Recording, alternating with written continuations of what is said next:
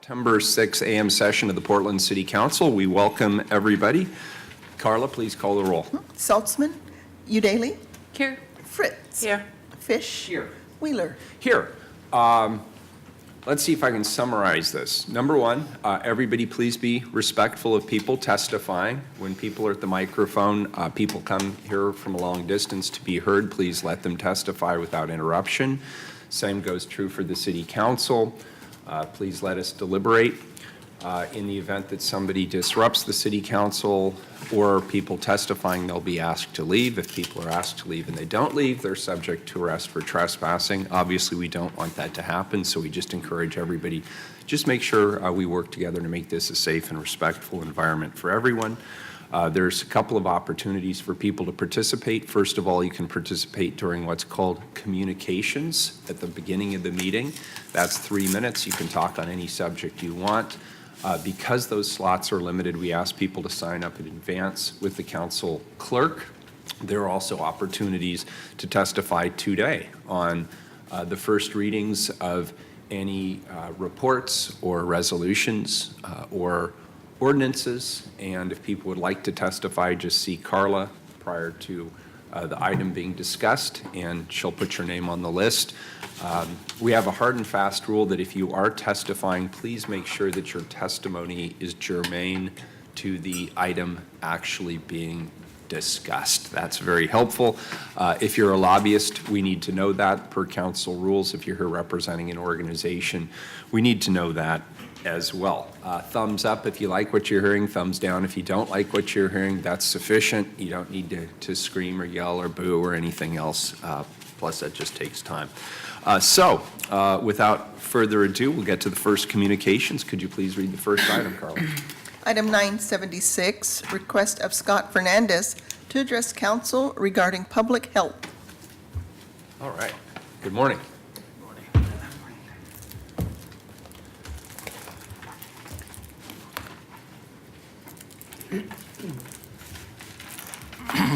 I have several comments today. My name is Scott Fernandez. I live in Portland.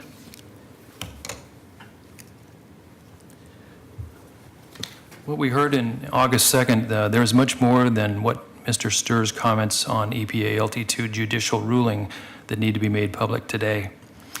Critical LT2 science summary papers were written by me during the year before the trial in 2007, with the agreement that I would be turning them over to the Boston attorneys that we had incorporated. The documents were supposed to be, and are, privileged documents. At the 11th hour, the city and Portland Water Bureau reneged, telling me to make them public documents before the trial. I said no, because if they go to public documents, anybody can see them. These were privileged. So I saved them for the case, and if we were ever going to appeal. The scientific truth would win, but the LT2 case was squashed by the city and by Portland Water Bureau. Due process was owed to the citizens of Portland as fair treatment through a normal judicial system, especially as a citizen's entitlement. Ultimately, due process was again squashed by the city and Portland Water Bureau. The whole premise of the lawsuit was based on science. EPA administrators at that time and previous and after determined that science would determine the ultimate outcome. The city and the Water Bureau had no intention of letting our LT2 case prevail. They sold us out. Point number 2. The EPA protects drinking water by requiring laboratories to become certified to analyze drinking water samples that they use analytical methods approved by EPA. Analytical methods applied in the watershed are not known to be certified. Portland Water Bureau analytical methods in the lab are still not known to be certified in the early months. No proficiency known to be demonstrated without certification, no certified oversight of lab techniques, no certification that there was, quote, no contamination of the samples. Samples should be then rejected because of no certification. Point number 3, we just got done dealing with the Bull Run water situation and the fire issues. Last night I was notified that the Water Bureau's fire department consists of a pickup truck that consists of a tank in the back part of the truck. the Portland Water Bureau resolution to the solution of dealing with fires in the watershed, call the department. Call the fire department.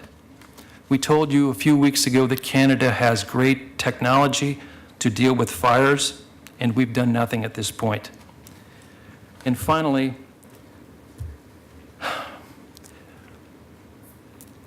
my character has been, over the years, demeaned and disparaged with people saying in this council that I have no background in science and know nothing about microbiology or chemistry. I hope that that stops, and thank you very much. Thank you for your testimony. Thank you, Scott. Mayor, can I just, please, after Commissioner. he's Sure. finished, just want to, thank you, Scott. Why don't you take your seat? Okay, but if there's going to be a contradiction No contradiction, but please about take your me, seat. I want to be able to defend what I've I'm said. not going to refer to you. Let's move on to the next item, please. Please read the next item. Thank you, sir. Item 977, request of Ann Casper to address council regarding Elliott Sewer Street project. Good morning. Good morning.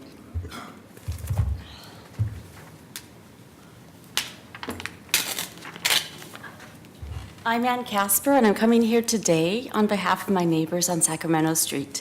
People complain of gentrification, but our street is actually really special. We're not gentrified. We have low income, high income, we have people with elevators in their apartments, and we have people like me living on $1,200 a month. As well as the Volunteers of America Residential Treatment Center for Men, 54 people there, 30 people who work there, they're visitors, so about 300 people. And I'm here today because we actually just want to let you know that we have a message that we do not want the 3 planters that the Bureau of Environmental Services is offering. It will cause more stress on the street. We don't have enough parking as it is. And actually, it doesn't fit the culture of our street because they haven't taught us the importance of having plants on the street and using it to help the stormwater. There are alternatives to do. It's been a little bit difficult working with the Bureau. Our neighbors, we have, and I've sent Nick Fish, we've talked with Liam last year, and we've Right. talked with Elliot. And I think you've seen the email correspondences with other neighbors, not just me, for more than a year. Right. And they And came. it's one of the reasons we made a bunch of changes, including changes about parking and configuration, but go ahead. Oh, no, that's okay. And we still need more talks. And also, because we have people from Somalia, Ethiopia, Eritrea, and there have been, I requested last year and was told by Debbie Chastleton that of June 6th that there would be information in the languages Amharic, Oromo, Tigrinya, Somali, and Spanish needed. There's been nothing for more than a year and a half. So our neighbors don't understand. Even Volunteers of America didn't know about this until last month when I came to tell them when we finally received things. We went for a year without information from your bureau, and I understand you don't have enough people or money to do the communications. We're trying to work with you. We want to help you. I bet there are alternatives that the city can do, save the stress on our street, save our parking, and you can take care of the stormwater, which is a problem every 25 years by and we need more data too, because when they came on July 10th, we didn't get all the data we asked for of the alternatives. Our cost-benefit analysis is that it's not good for our neighborhood. So Ann, let me just respond very quickly. Yes. First of all, thank you for coming in. Is Debbie here? Oh, it'd be great to see I her. asked Debbie to be here to have a chance to follow up with you. But I she's have- no longer working on the case, Matt Gow is. I understand, but she is That the doesn't make top sense. person in the Bureau. Oh, So I'm going to ask her to spend a few minutes with you. I understand there are some neighbors that have concerns about bioswales, which, as you know, is the centerpiece for how we manage stormwater runoff. We have changed the design. We have added back some parking. I have looked at some of the back and forth, and here's my commitment to you. If there's more we can do to address the legitimate concerns of neighbors, we'll keep working at it. And the Bureau is deeply committed to working with its stakeholders. But Debbie's here to Okay, have a so on- I can't resolve it I just want to today. let you know, I'm going to ask you too, on July 10th, Matt Gow came out and did talk to us with the, who is it, the project manager, and they couldn't answer our questions. In fact, their data and graphics were incorrect. So we just want the correct information. We were asking you And to can I, look this is at. not the place. Why isn't it the Because place? Debbie is here to review whatever your concerns are. And you have Okay. a set of unique concerns that you've raised about this project, and I want to make sure they're dealt with at the highest level. That's great. We started a petition. I tried to figure out how to do a petition. I've been calling legal people. It's really hard to figure out how to work with you guys. And so it's a pre-petition. We got 30 people in an hour to sign it yesterday. Commissioner Fish, I hope we work with you. It's not been easy, actually, in this process. And even if we're going to be a sanctuary city, if people don't understand when they're living here what's going on, that doesn't make sense either. So we just, we have alternatives. Why can't we do them? Sure, so we'd like Yeah. to see the petition, if before you leave today, if you could get copies to Carla right there, she'll make sure that we get those. Yes. And it sounds like a representative of the Bureau is here to meet with you as well. Thank you. ma'am, for And coming I'm in. just doing this in my volunteer time, and people are working, because I'm on disability, I can come here, but the people in the neighborhood are, and also, we need education. Why is it important to have environmental things on the street? It would be full of garbage. Our street, even when the people from BES came to visit, our street is full of garbage. So we're just going to have planters full of garbage. The plants will die. It doesn't make sense at this point. We need some more communication. And Great. Thank you, I just wanted to add too, and it's off topic. I just remember, the 4 people and the baby who froze to death in Portland, and they're not mentioned very much, so I hope you guys have processed that. I'm still processing that, and thank you. As are we. Thank you very ma'am. much. Appreciate it. Thank you, Debbie. Next item, please, Carla. Item 978, request of Jeff Cook to address council regarding high school scholarship funds and traffic safety improvements. Good Good morning, humble Thank and you. honorable servants. It's been 10 years since last I spoke to this august body in this chamber, and I told you then that I'd be back if the matter called for it. The matter calls for it. I recommend that you open the packet I left for you immediately so that we can be on the same page. Nick Fish, we the people are holding you in our thoughts and prayers, and I know that you are stronger than disease, and you can, and thus will, defeat this. Thank you. In this, the least churched city, in the least churched state in the Union, competing only with Vermont for that ignominious title, our congregation, indeed our communion, is between the curves. That is where we prove our love or our lack thereof. Accordingly, on August 19th, 2016, a 20-year-old Saudi Arabian national, a student here on a student visa enjoying the benefits of an education in America at PCC, is alleged to have been driving his golden Lexus westbound on Hawthorne Boulevard, Southeast Hawthorne Boulevard at 3 o'clock in the afternoon at speeds up to 60 miles per hour. It is alleged that he struck and killed Fallon Smart, a 15-year-old girl. It's also alleged that he left the scene only to return later and be arrested and held over for his initial hearing, at which behind the glass in the dock in the court, Abdulrahman Noura, age 20, wept like a baby, more for himself, I dare say, than for the crime of which he is accused, manslaughter. The bail was set at $1 million. On September 11th, 2016, the Saudi consulate in Los Angeles handed over $100,000, 10%, that's all you need of this bail. Abdulrahman Noura was returned to the succor and the comfort of his 3 roommates who were with him at the car at the time. In June of this year, just a week prior to his scheduled trial, Abdulrahman Noura cut off his ankle bracelet and has fled the nation.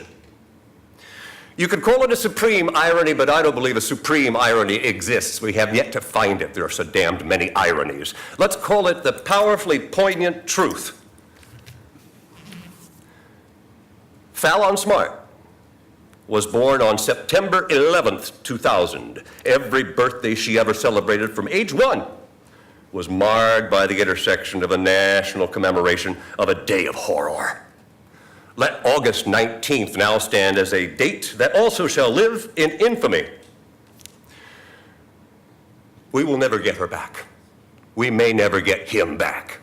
But imagine, if you will, what $900,000 could do. I propose the Fallon Smart Memorial Scholarship Fund to send our best and brightest, of which Fallon was one, to colleges anywhere within this state. And additionally, we could set aside a certain sum for traffic safety improvement measures, which, by the way, are already underway and for which I actually congratulate you. Well done. Nevertheless, it took the tragic death to put in a pedestrian safety island on Hawthorne Boulevard. I urge you to stand and demand, where it takes, use your bully pulpit. There are 1, 2, 3, 4, 5 bully pulpits, all previously used. Use that bully pulpit, talk to whoever needs to be talked to, and bring this money home. We the people don't seek retribution. Retribution would be asking for Abdul Rahman's hands, which apparently the Saudis are good at cutting off. We the people demand restitution. Thank you. Thank you, sir. Should I return, it will be a matter of great consequence. Goodbye. Thank you. Next item, please. Item 979, request of Sarah Hobbs to address council regarding Out of the Darkness Walk. Good luck topping that, Sarah.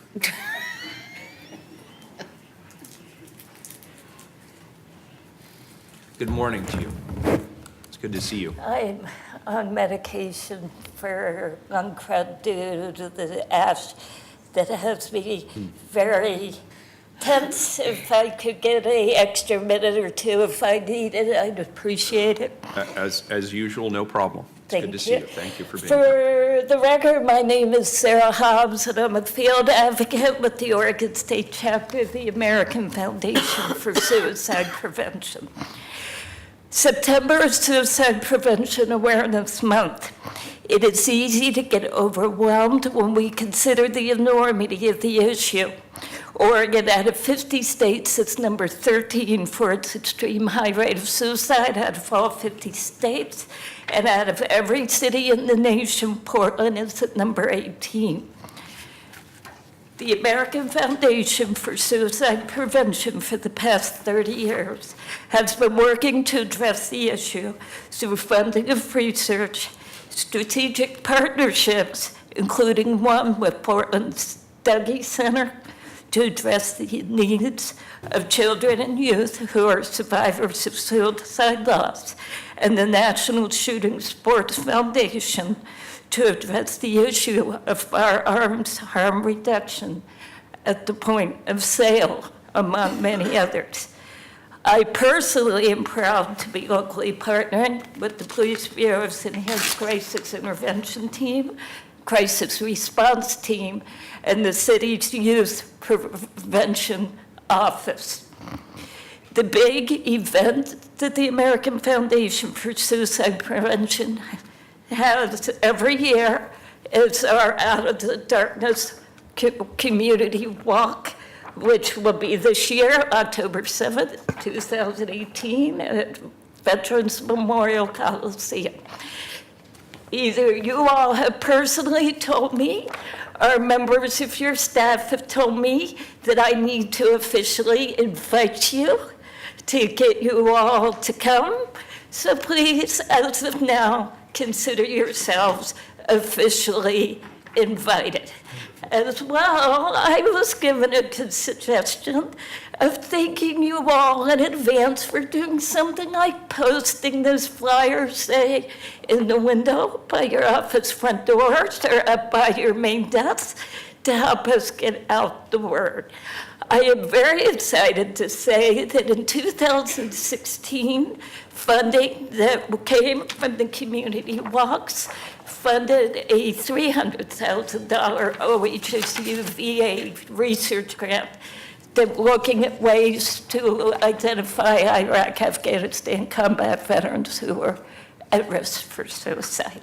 So I'm going to take you all in advance. I know I'll see you all or someone from your staff in October. And thank you. Thank you, Sarah. We appreciate your being here. Sarah, what time is the march? The walk, Or the walk? I believe it starts at 10. Okay. 10 to 12:30. I know we've already got commitments from officers from the Enhanced Crisis Intervention Team, Crisis Negotiation Team, people from Antoinette's Peace Collaborative are coming out too. Great. So, Okay, thank you. Great, thanks, and we will definitely post the flyer. Thank you. Next item, please. Item 980, request of Catherine Smith to address council regarding issues with the police.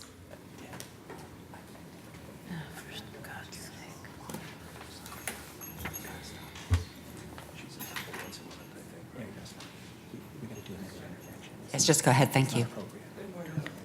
Can you guys hear me? Yes, thank you. Okay. Mayor Ted Wheeler and Commissioners, about a month ago when I testified here, Mayor, you said we've had multiple conversations about these police issues. One is about me asking you to talk to the police chief to transfer my case to a group of Portland cops who will investigate and prosecute. I don't have access to the police chief because his office employees illegally don't give him the certified letters and reports. I've sent him about 12, and most of the emails I sent him, about 23, because some Portland police illegally ordered them not to. Well, no, we haven't had any conversations about that. Me testifying here about 3 minutes once a month, and you not even asking me any questions or making comments isn't us having a conversation. I've sent you 5 certified letters and reports and never get a response from you. I sent you 7 emails and only got 2 automatic general replies. I've put in 4 meeting requests, never getting a meeting with you. Your meeting screener saying you're very busy. A Portland police facilitation of attempted murder cover-up should be one of your highest priorities to stop. When you pass the buck and assume some employee of yours will resolve these issues and crimes when they don't or can't or won't, you are at fault. It is your place, your job as police commissioner to address these issues. The last month when I testified, I made a few questions you should have or likely would have asked me if you didn't have what appears to be a gag order on you. One was, if they shoot you remotely, how do you know it's those tigered cops? 2, what do they talk to you with? 3, what's their motive? Today, question number 4 you might have asked me is, why do you call this an attempted murder case? Because 8 to 10 at least tigered cops have been shooting me 20 to 24 hours a day for more than 5 years, and to my son at least 8 hours a day when he's sleeping, they say, with microwave radiation weapons mainly, and often with ultrasound weapons. They're obviously saturating us with radiation to destroy our health and to murder us. They remind me several times every day they are killing me and my son. These kinds of weapons are called soft kill or slow kill weapons, but you can keep shooting someone for a few minutes or seconds in the brain and give them a stroke, or to the heart and burn a hole in their artery or cause a heart attack to kill them very quickly. Attempted murder cases are supposed to be assigned to the homicide cops, not to BHU. Question number 5, you said some tiger cops have hundreds of other targets in Portland. Why don't they come here to testify about this, since most Portland police don't even try to stop these assaults, tortures, and crimes? Because if those tiger cops don't want one of their targets to testify here or to ask for a meeting with you, etc., I just have a little bit more, especially about these weapons. They have all kinds of ways to distract or threaten people from it. They can talk to them and make them think or write down the wrong testifying date. They can give them instant flu symptoms with microwave or ultrasound. They can torture them, then torture them again if they go. They can blackmail them. And other things. Even though it may seem nobody else has come here to testify about someone or a tiger cop shooting them remotely, some of their targets have testified about some crime or police excessive force or shooting, some theft, a sickness or mental illness, some animal attack, some super inappropriate actions or behavior that someone or some people did to them. Sometimes a tiger cop, made a comment to me saying he or they did that, voice to skull that to happen. They love to brag about the violence, destruction, and trauma they do to people, even kids. It's no risk to admit it to me. As you seem to know, they have many cops and other people covering up for them. I'll need you to start wrapping it up. Okay, thank you, appreciate it, thank you. Did you want to Yeah. talk before we introduce it? Yeah. Okay, Commissioner Fish. Thank you, Mayor. Mayor, I think it would be appropriate just to take 1 minute to give you, my colleagues, and the public an update on the fires in the gorge and the potential impact on our water supply. We've had a number of people ask, given the proximity of these fires, at what point may it have an impact on the Bull Run watershed? And our water supply. Here's what I know. The city, through Eddie Campbell, who is an official of the Water Bureau, Director Stewart and others, is part of a joint incident command that was established by the county, the state, and the federal government.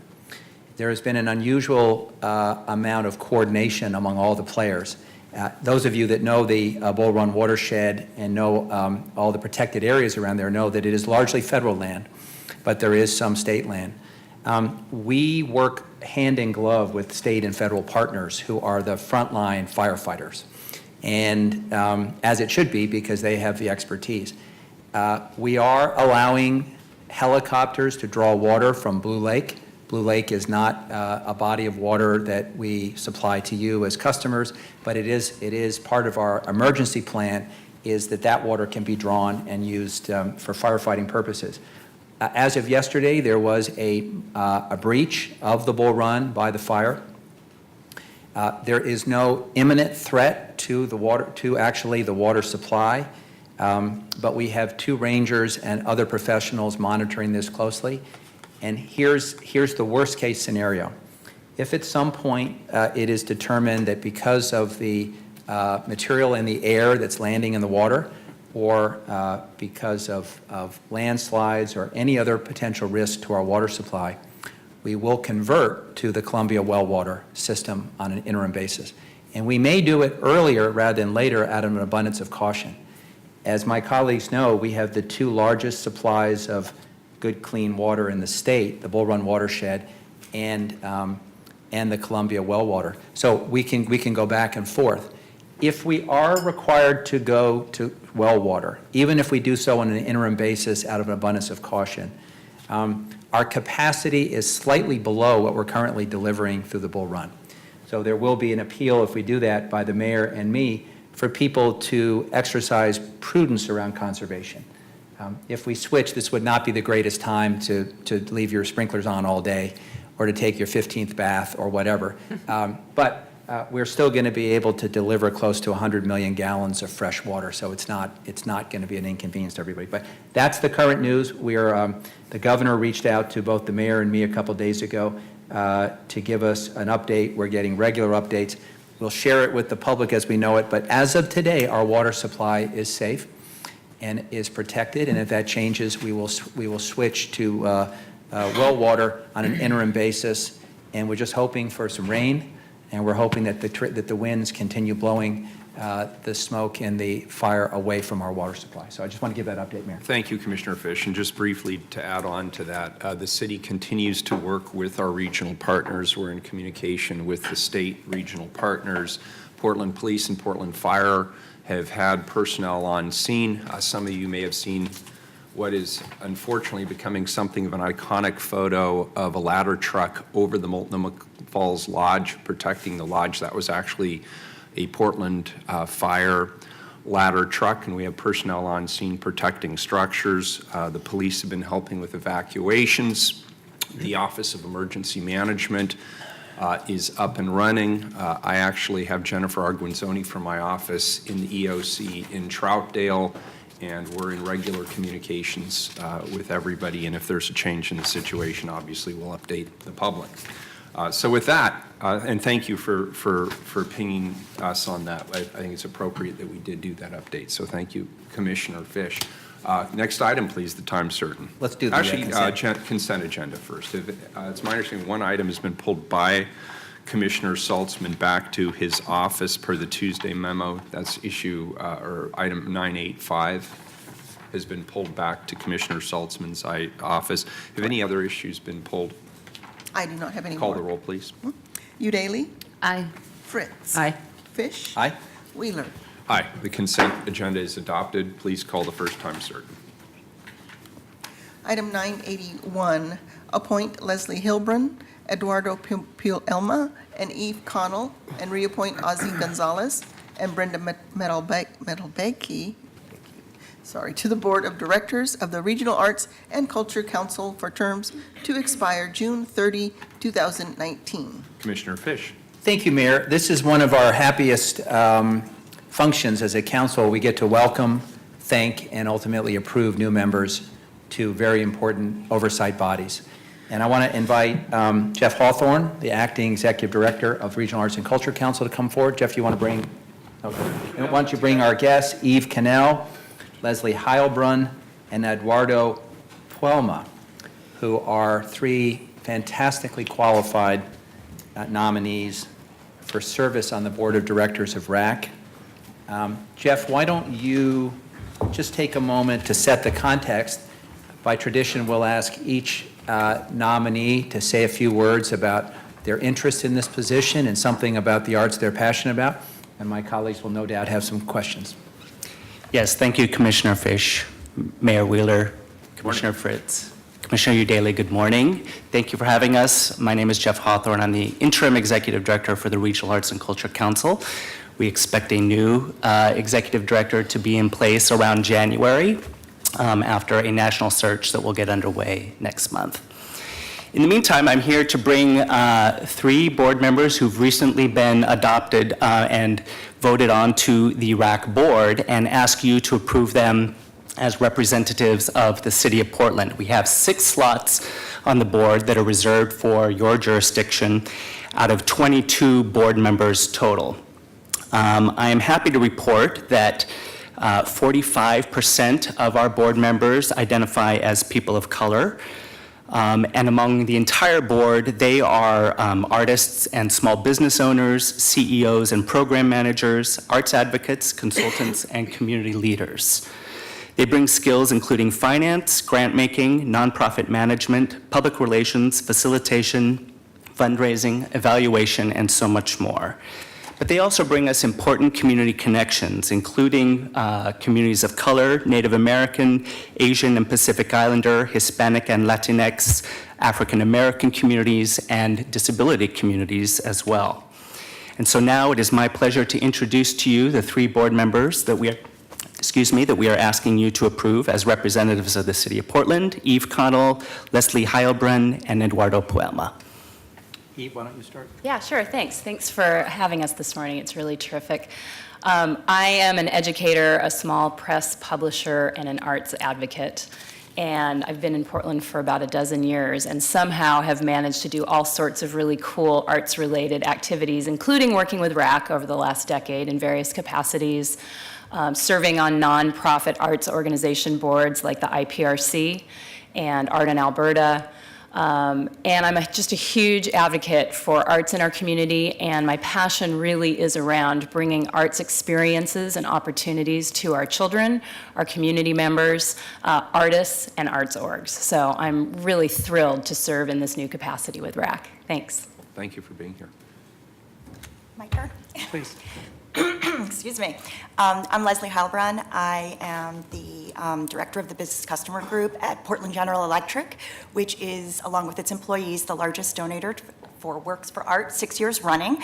So I, along with many of my fellow employees, are incredibly passionate about the arts and want to help support it.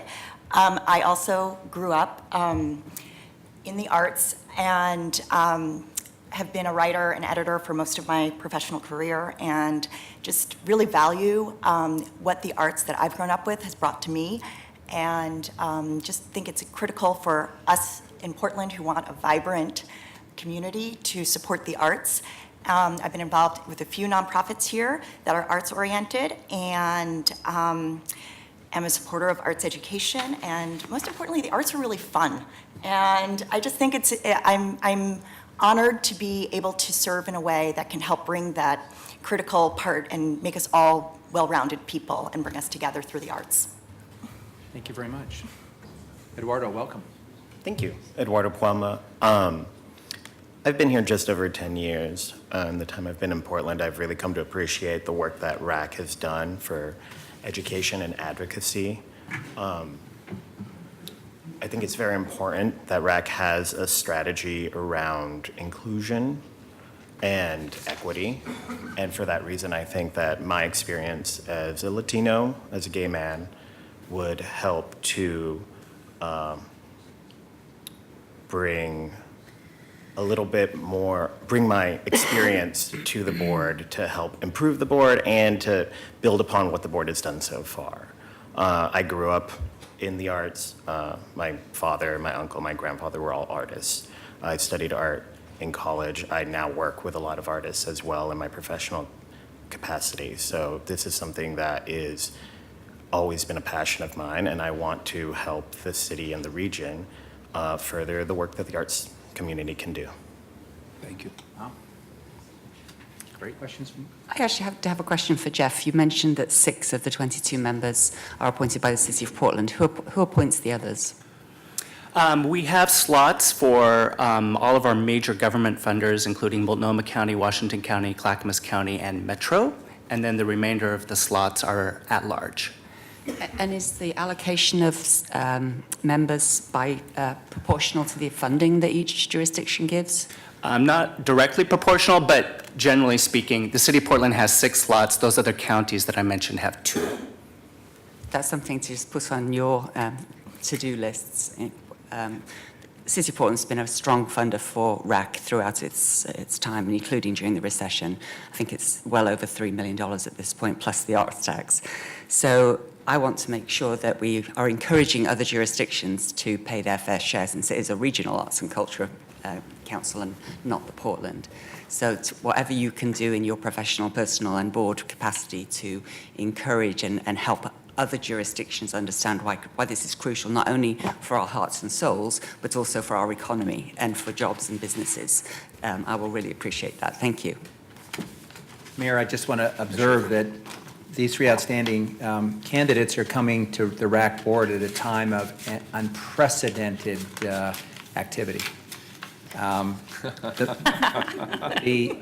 think it's safe to say the single most important decision you'll make in your first 6 months as a board is that you will vote to hire the new executive director.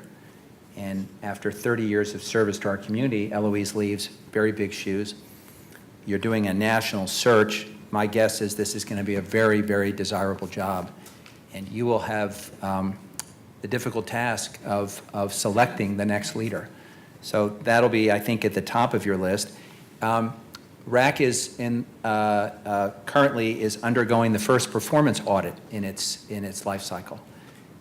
Something that both the RAC leadership and the city have jointly embraced as an opportunity to sort of take the temperature of the organization and to be able to give this new leader a document that says, here's where we're hitting our mark, and here's where we may need to pay some more attention. We have a contract with the city that comes up later this fall. I think the current goal, Mayor, I talked to the CAO the other day, I think the current goal, given the transition, is to extend that contract until you have a new leader, and then to sit down and negotiate it. That would be my preference. There's only so much we can do at one time. Commissioner Fritz mentioned funding. It is, I think, the strong desire of this council not only to protect funding for the arts, and that's also funding at the federal level, but to encourage all of the RAC partners to pay their fair share. And I think that conversation about the regional participation is an important one, and one we'll want to tackle. Arts affordability is such an important issue currently, as we are at risk of pricing out young creatives, and we're also at risk of making it impossible for our community-based arts organizations to continue to deliver great programs. It's something that Commissioner Udaley and I feel very strongly about. She has a longstanding affiliation with the Independent Publishing Resource Center, which has been nomadic lately, having to sort of find affordable space. And that, multiplied by so many other organizations that do good work but are getting priced out, really commands our attention. We have a crack lawyer joining us today who happens to be in the rotation as our council attorney. He's also the lawyer that argued the arts tax. And I've been practicing law for over 20 years and serving on this council for 9. I thought it was the best appellate argument I've ever seen. And he wrote a brief, which if anyone's ever interested in the arts tax, whether you love it or you hate it, he wrote a brief that explains the arts tax and the law under the Oregon Constitution. And it's really a model of good advocacy. So I'm not trying to jinx you on the decision, but we are hoping sooner rather than later to get a decision from the Oregon Supreme Court, which will be the 6th and final legal ruling on the constitutionality of the arts tax. And then finally, I'd be remiss if I didn't say how grateful we are for the steady leadership that Jeff Hawthorne is providing now. He stepped in, and we haven't missed a beat. And it was a pleasure to work with Jeff when he was the deputy director, and it's a pleasure to work with him as the acting executive director. And we're very, very fortunate to have his capacity there. And colleagues, Linda McGeady is here. Linda, would you raise your hand? Linda is one of the leaders of the RAC board. And thank you, Linda, for taking time out to be here for this event. Very good. Public testimony on this item? We have one person, Veronica Bernier. All right, thank you. You can take a seat. We'll hear from one individual. Looks like we're going to have two, is my guess.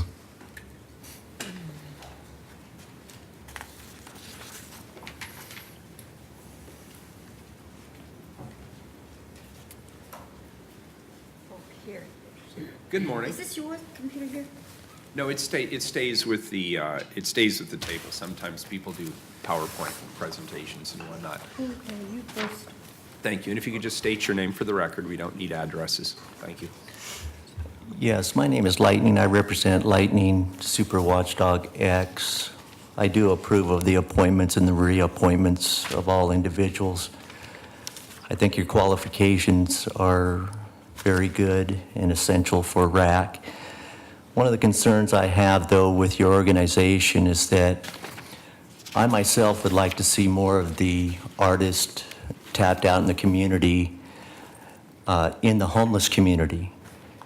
I think you have a group of people out there with a lot of artistic talent, and they need to be given that little more incentive from groups such as yours to explore that talent a little bit more.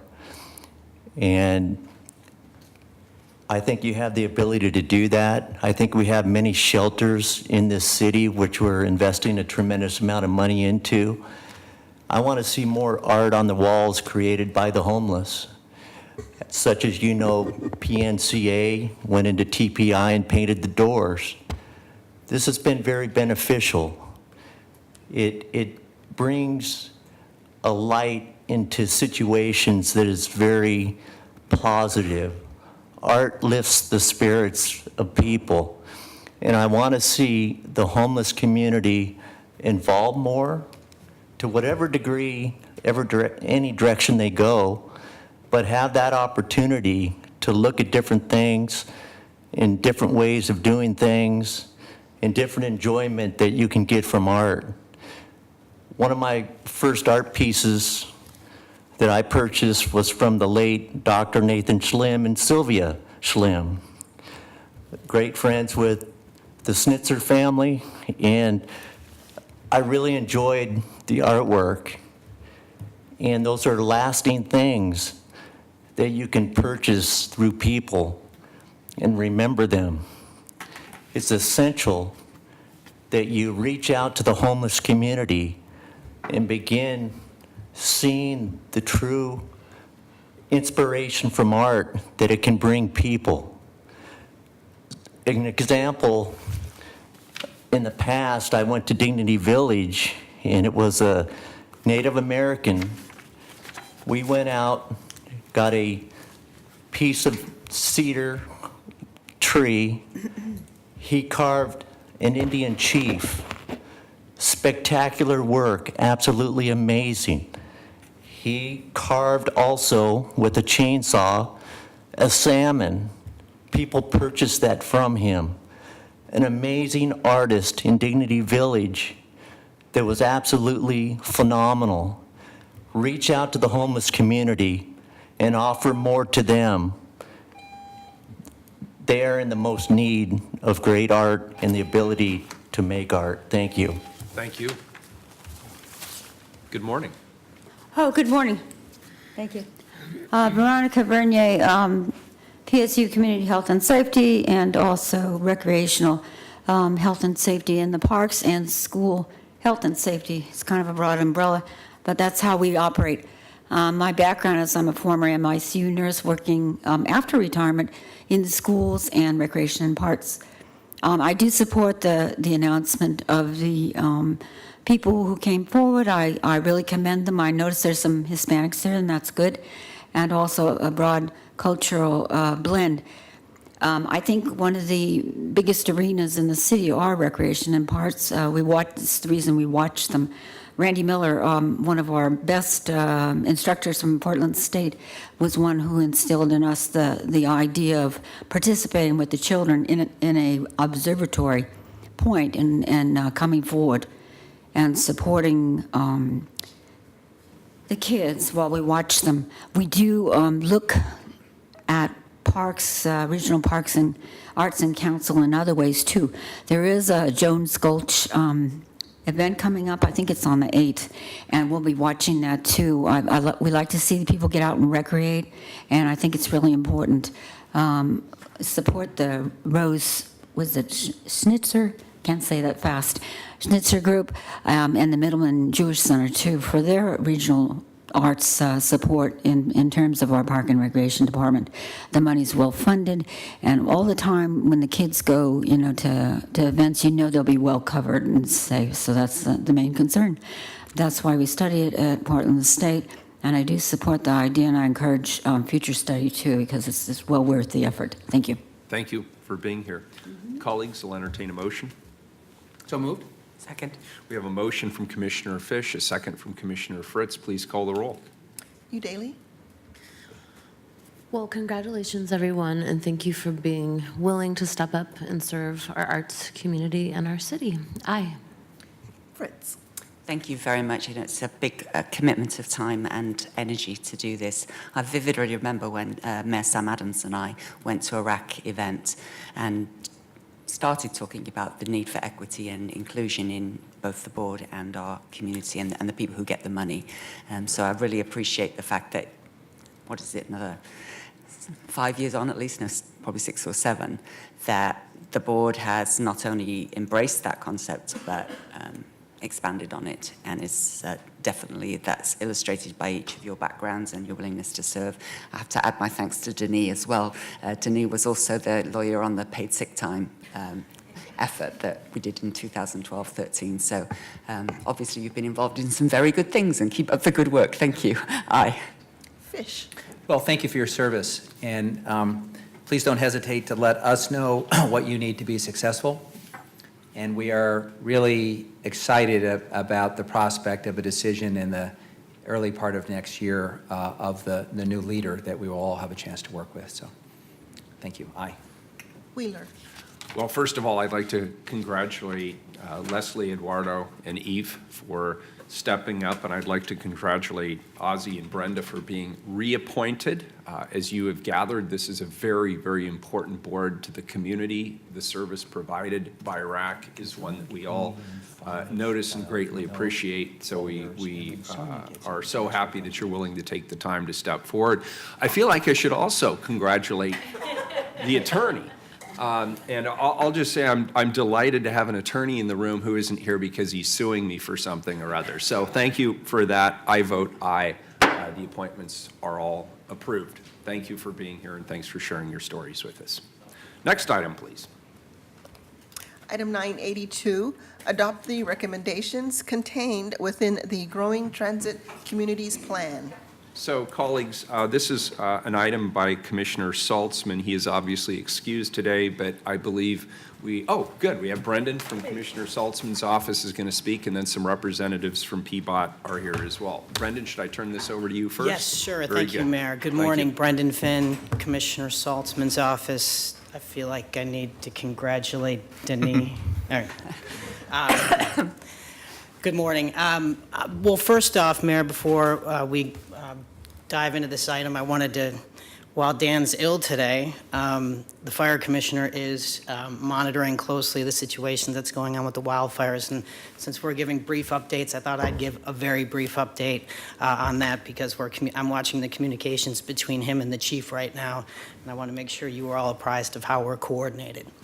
To build on what Commissioner Fish was saying, the chief is out right now with the Sandy District Fire Chief, and they are touring the Bull Run watershed One of the, while we're worried about the water supply, two of the other things that they're monitoring is the power lines that run through the watershed there, as well as some of the stations that are located within the watershed. Some of them are within the Bull Run, some of them are without. And as you alluded to, Mayor, Portland Fire Bureau's 2 engines that were there basically helped save the Multnomah Lodge. Chief Williams has been out for 2.5 months fighting wildfires. He's our Chief Operations Officer within the Fire Bureau. So we do have 2 other trucks that are deployed on the scenes. We have 2 here ready to go as well, and I wanted you to know, Commissioner Fritz, that we are coordinating with the Parks Bureau as well to make sure if anything happens within our borders or anything close, that we're ready to attend to that. So with that, that's the end of my update on that. The chief was supposed to go to Florida this morning to go on vacation with his wife. You don't want to go to Florida right now, but he did. He's here. Not a chance. And he's out right now surveying that situation. So I want to make you aware, as well as the public. So Thanks, transferring to this item before you, just briefly, Dan wanted to have this presented to you. The Growing Transit Communities Plan kind of represents a set of values that we have for our infrastructure investment around our transit lines that first and foremost represent equity, but safety is very important, as well as our kind of efforts to address to comply with our climate action plan. So with that, I'll stop and turn it over to staff here who have been working hard on this for their presentation. Thank you. Thank you. Good morning. My name is Mauricio Leclerc, Area and Project Planning Supervisor at PBAT. With me, I have April Bertelsen, Senior Planner at PBAT, and the Project Manager for GTC, as well as Jeff Owen, Senior Planner from TriMet, who's going to join us. And there you go. We're very happy to introduce you the GTC, Growing Transit Communities Plan, developed by PBAT with the community and recommended for City Council adoption. This plan is important for us to consider because it helps to identify the most beneficial projects for improving transit to access to transit along 3 TriMet bus lines where we want to see increased bus service. Additionally, as Brendan mentioned, these bus lines serve equity and serve parts of East Portland. Many East Portlanders depend on taking the bus to get to work, school, and their daily needs. Many more people would like to take the bus, but there are barriers that prevent this. They include that the bus doesn't operate at the times they need or to get to work, or is not frequent enough, or is difficult to get to the bus because of lack of sidewalks, safe crossings, and bike facilities. If you recall, we were here July 13th, and we had a discussion about transit, and in that case, it was enhanced transit community corridors. We had General Manager Neil McFarland talk about the importance of transit and how vital it is, the partnership with the city to make sure that transit operates well for TriMet, but also for the customers. Then ETC was focused on providing new tools for buses to move more efficiently. Now with GTC, we're primarily working to provide access, safe access to the bus and to the final destination. So with that, we want to thank the community representatives who participated in the planning process in the development of the Growing Transit Community Plan. Your involvement was essential to developing the plans and that to reflect the community needs and values. Thank you also to the ODOT Transportation and Growth Management Program for the grant that made it possible to develop this plan. And thank you to TriMet for your coordination with PBAT and support to help development of the GTC plan. Partnerships with TriMet will remain important for the City of Portland. We hope to continue working together to improve transit service and access to transit. And with that, I'll pass it on to April Bertelsen, our project manager. Thank you.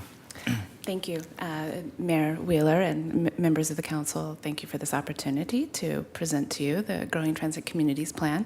I am the project manager for this planning process, but this really was a team effort. So I do want to take a moment to acknowledge some of my team members that helped to make this plan happen.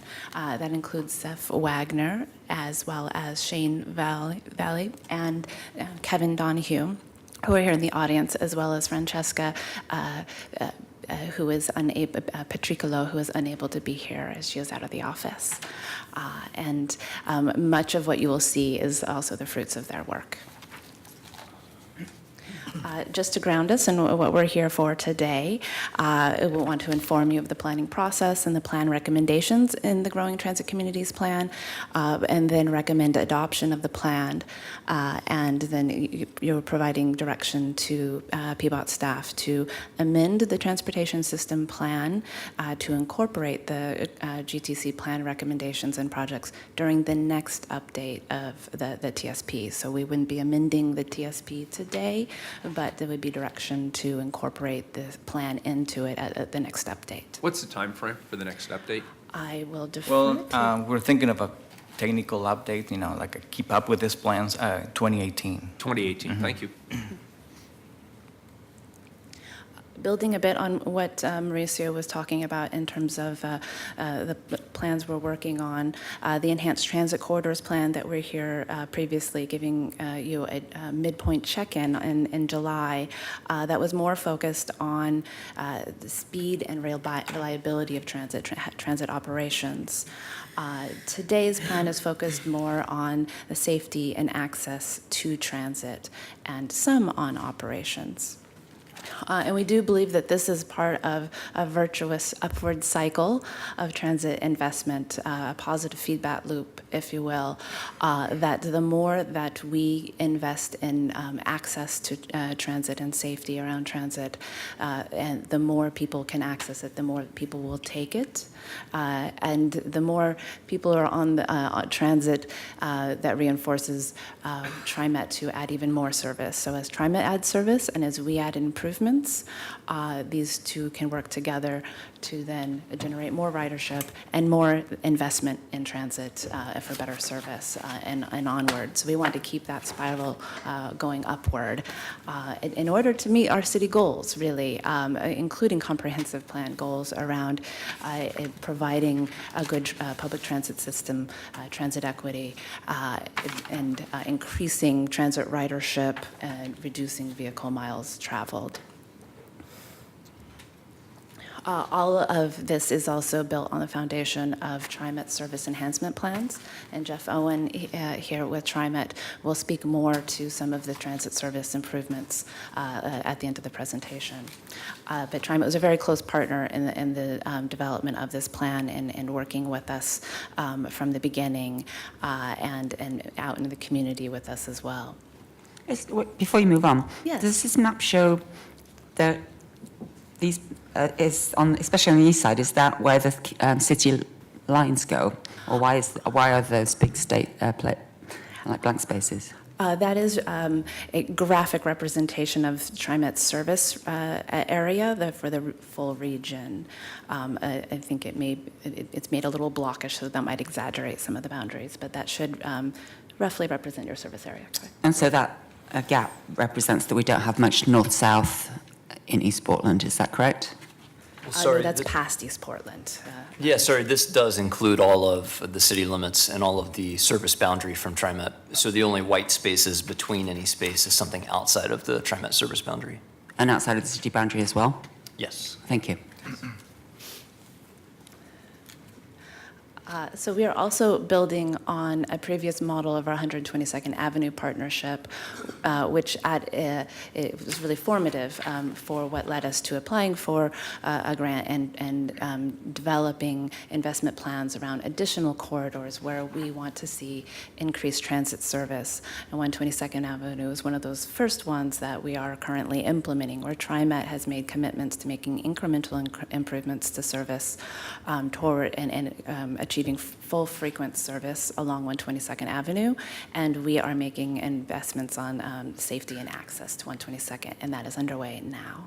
Could I ask you a question? This is a bit of a rabbit hole, so I don't intend you to jump in fully, but maybe just dip your toes into it. We had a presentation not too long ago related to the idea of separated bus lanes as being sort of a magic bullet type solution.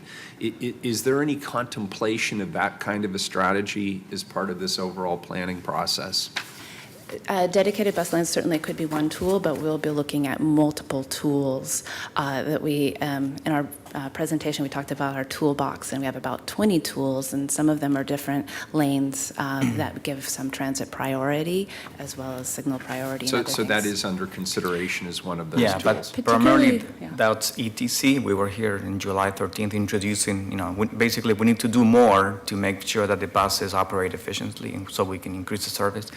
That is, and again, there are no silver bullets in transportation, but that's one of the key 20 tools that we can employ through corridors to increase efficiency. This is more about access, people walking into their destination to the bus. And so we have two tracks in which the city can actually improve transit service. Very good. I appreciate it. Thank you. Yeah, there is some overlap. So 122nd Avenue has both been identified as a location needing additional safety and access improvements to get to the bus, as well as operational improvements to help the bus move And along. this is more related to the safety and access points. Very good. And so that's why you want this as a component of the overall plan, because the plan gets at the actual transportation piece, if you will. Yes. Okay, now it's all coming together in Yes. my head. Thank you. And that there are That's some helpful. corridors that need both. Okay, very good. Thank you. Mhm. That's a helpful frame of reference for me. Great, welcome. So kicking off more of focusing in on the Growing Transit Communities Plan, the overall goal is to develop investment plans for a few transit corridors to help support frequent transit service and multimodal transit-oriented development. And all of these help to grow transit communities. Our key role is what can we do in our right-of-way to help get people safely to the bus, as well as help the bus move along. Our planning process kicked off in the fall of 2015 and wrapped up in the spring of 2017. Over that time, we met frequently with our partners, including TriMet and ODOT, our grant manager, as well as it formed a technical advisory group and a community advisory group that we checked in with frequently at each step of the planning process. And then we engaged the broader public in the corridors and more generally at key decision and input points with 2 open houses and 2 surveys and other efforts along the way, which has then helped us develop a plan and bring us here today. In addition to the open houses and surveys, we had 8 community advisory group meetings and presented to various committees and groups. So we went out to the community as well as tabling at events in each corridor. And we tried to put an emphasis on reaching out to communities who may most depend upon transit or have a stake in it, including youth and people who have limited English proficiency, low income or others, underrepresented communities. Our community advisory group represented many groups that are listed here. Many of them were transit riders themselves, but also include OPAL, members from the Youth Environmental Justice Alliance, or ASIA, which included 2 David Douglas High School students. JOIN, who serves homeless and transitioning them from the streets to homes. Rosewood Initiative, East Portland Action Plan, Oregon Walk, the Street Trust, AORTA, Pedestrian Advisory Committee, and various neighborhood associations. And I will invite a couple members from our committee advisory group to testify at the end. The first step in our planning process was to select some transit corridors, and we used criteria to help us do that, starting from what are bus lines out there today that don't yet have frequent service but are planned for future frequency or full frequent service and TriMet service enhancement plans. So what can we then do to help support that and encourage more service added? We started with various candidates that are mapped here and then evaluated them with our selection criteria, which really focused on where is there comprehensive plan zoning in place and land use patterns that would be supportive. This particular slide is, do we have the hard copy of this? Yes, this is actually pulled from the report as well, from the plan. Yeah, I'm just saying that for some reason, it doesn't really, come across very well. It's very hard to read the chart. Could you tell us what that chart is if anyone's looking at home? Yes, so this was a table that shows each of the corridors listed in rows, and then the columns represent our criteria, and then the pie chart, sort of a consumer report style, a full circle if it was fully meeting the criteria versus empty or corner if it was not. On the northern horizontal line, what are in those 5 shaded gray boxes? Yes, opportunity, residential density, mixed-use land patterns, access, and equity, which are also the bullet-pointed items on the side there, given it's hard to read, yes. So we evaluated each of the corridors on this, as well as looking at where is there a strong need for additional planning and a diversity of corridor types so that this could serve as a model if we wanted to apply it in other places and we could learn from different contexts. And that led us to selecting these 3 corridors, notably all of them serving East Portland. This includes a segment of the Line 87 along Airport Way, east of I-205, Northeast Halsey between 47th and 126th along the Line 77, and Outer Stark to Burnside at 82nd along the Line 20. And then we looked at a buffer around each of these corridors of roughly a half mile. In each of these corridors, then we move to an existing conditions and needs analysis where we build upon looking at past plans as well as looking at remaining deficiencies in existing conditions and certainly community input. We then evaluated all of the projects in order to try to prioritize and identify the most beneficial projects, and really relied on a data-driven process so that it was not just a popularity contest based on who showed up.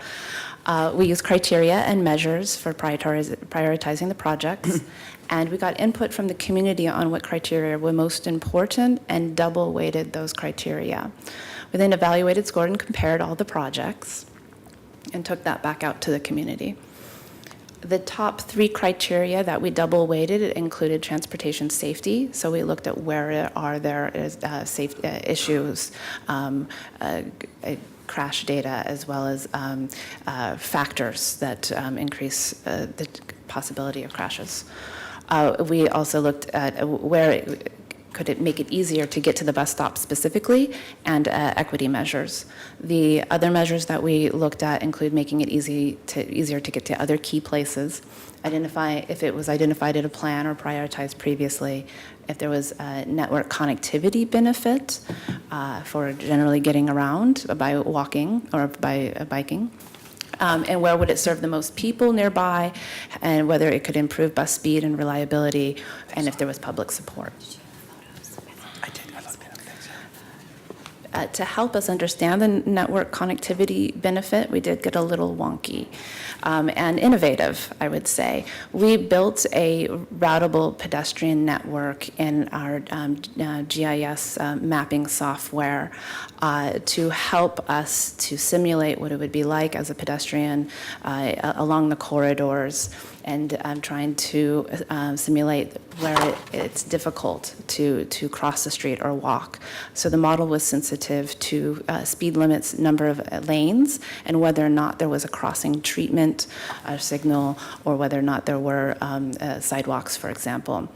And then we modeled each of the pedestrian projects on this network to score their increased access for people, and then use that in our overall evaluation. Just this zoomed out shows you, so it's red where it's more difficult to cross, for example. So this is the model showing, trying to simulate the pedestrian environment. In addition to our measures, we had some other considerations that helped us in selecting and recommending projects, and that included community support, funding opportunities, cost considerations, and technical feasibility, and then we looked for ways to bundle projects for implementation. That led us to developing corridor investment plans for all 3 corridors, identifying and prioritizing the most beneficial transit-supportive projects. Most of them are pedestrian and bicycle and access to transit projects, as well as transit stop improvements, and then a few transit operational improvements. In summary, our Tier 1 top priority improvements, we identified 9 bikeways, 13 sidewalk projects, 13 traffic signal projects, 3 corridor safety projects, which would include many improvements within them, 4 trail projects, 38 crossings, 20 pedestrian improvements on local streets, and 10 neighborhood greenway projects. Could I just clarify, the 38 crossings, do you mean crosswalks? What do you mean when you say crossings? Enhanced crossings, and so the treatment may depend upon the street and what our engineers determine is the appropriate level, but it could be an island or rectangular rapid flash beacons or our hawk signal, so something that enhanced the crossing to make it safe for people to cross and mark it, so it would be a marked For crosswalk. pedestrians And cyclists, of course, but and yes. cyclists? Okay, thank you. Commissioner Fritz, did you have a question? Yes, I did. Thank you. Commissioner Daly. Was this constrained by any kind of funding dollar amount, or is this everything that you could possibly want in these corridors? It is not constrained to a specific dollar amount, but it is trying to be somewhat constrained in that it is not all of the needs. The needs are greater than this, but we tried to find the most beneficial among them. And if we were to do all those tomorrow, do you have any kind of an estimate of what it would cost? Or if you're getting to that, I'll just wait. Thank you. Give me a moment and I'll get to sorry. that, yes. Yeah. I know Commissioner Udali's got a question as well. I will come back to that. Just really quickly, these are maps from the Commissioner plan. Udaly Yes. has a question. Yes, sorry. Could you go back to that last screen, Absolutely. please? So on the sidewalk projects and the crossing projects, I'm assuming that all of these involve curb cuts if they don't currently exist, and if there's a curb to cut? Absolutely. When our engineers designed them, then they would look to see if where the curb ramps are required and if a curb ramp needs to be rebuilt. Great. Thanks.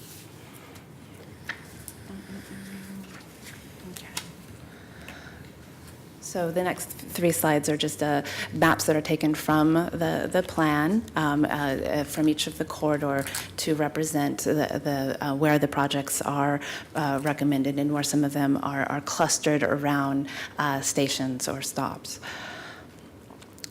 So the Halsey, Outer Stark, Burnside, and Airport Way. And the plan also, we looked at each corridor and tried to identify projects that bundled together well, in part by proximity or how they could benefit each other. And then within each bundle, identified Tier 1 and Tier 2 priorities based on scoring and public input and feasibility.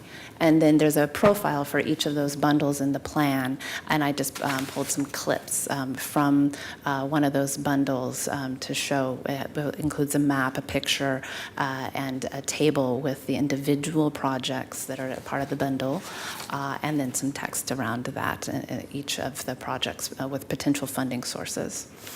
This one here is the Stark Washington couplet through the Gateway area with changes we recommend.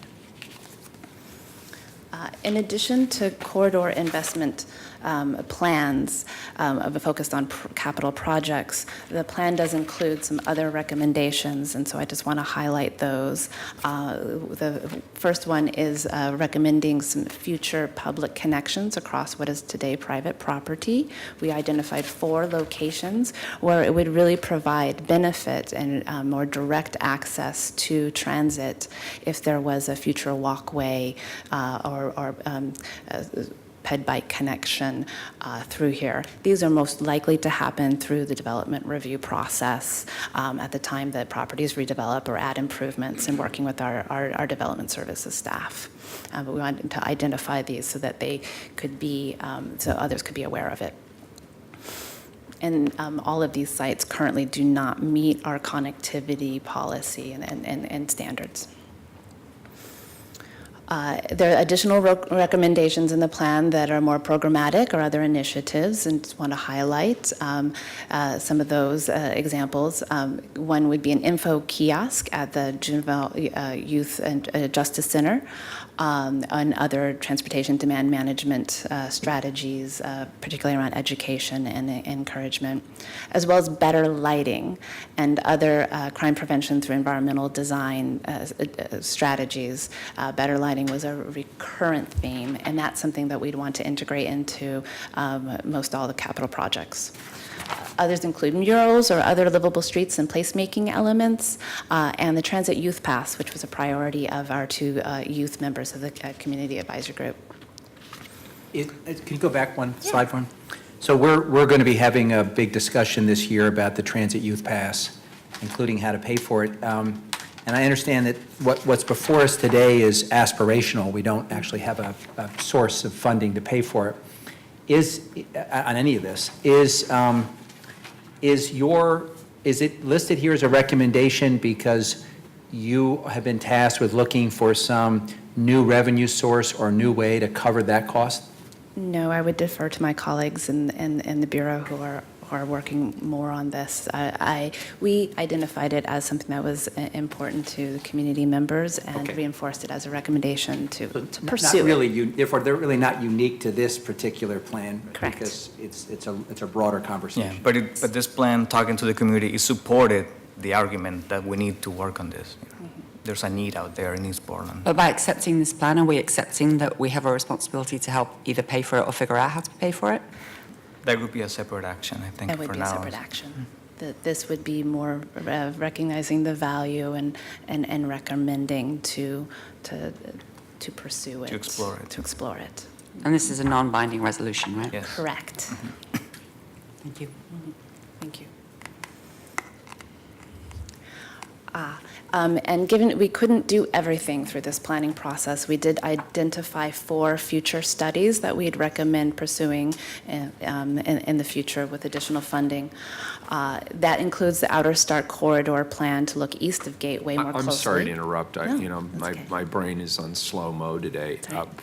With regard to the prior slide, I just want to make sure that it is included in the record that we already have an extensive public record around the Youth Pass.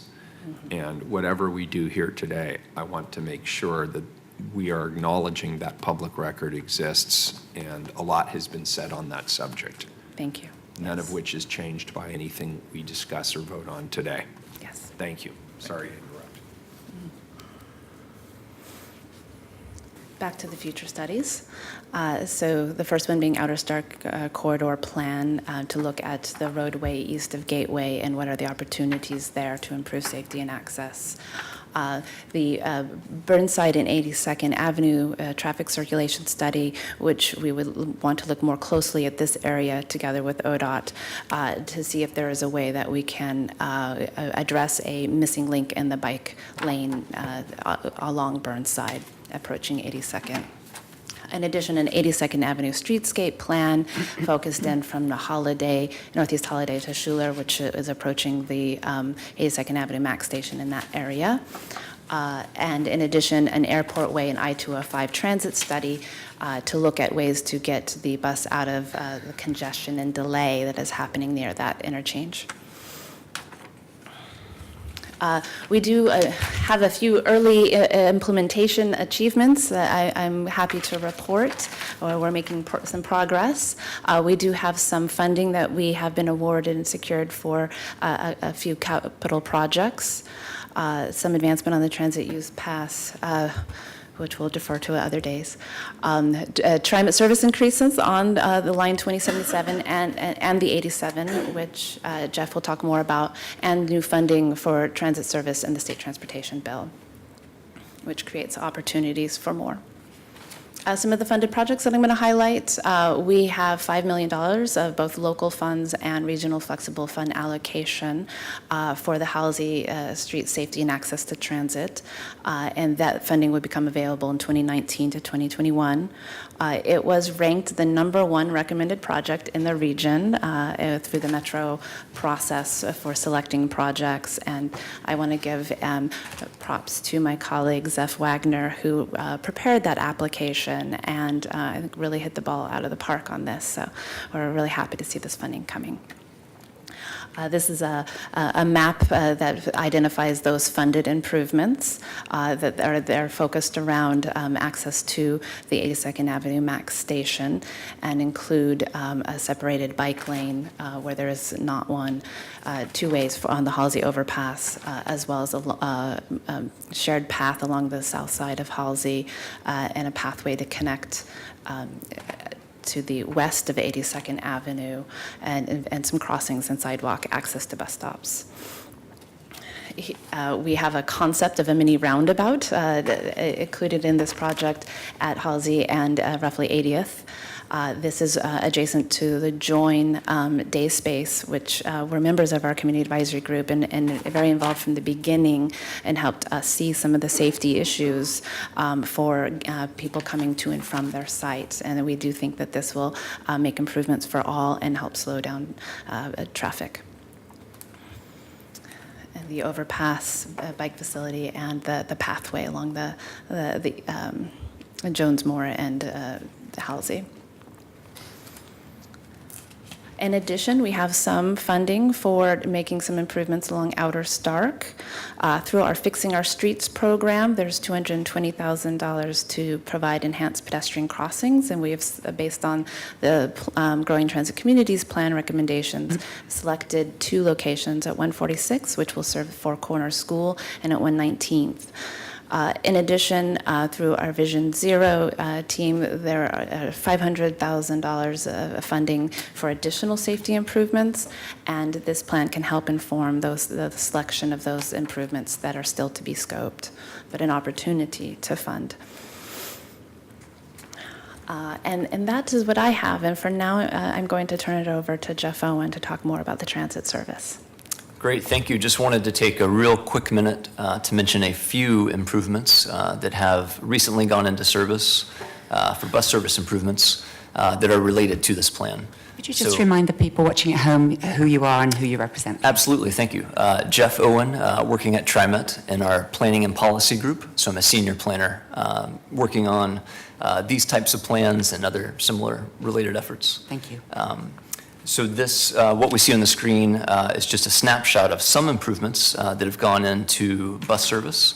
So line 87, March of last year, 16, more buses were added.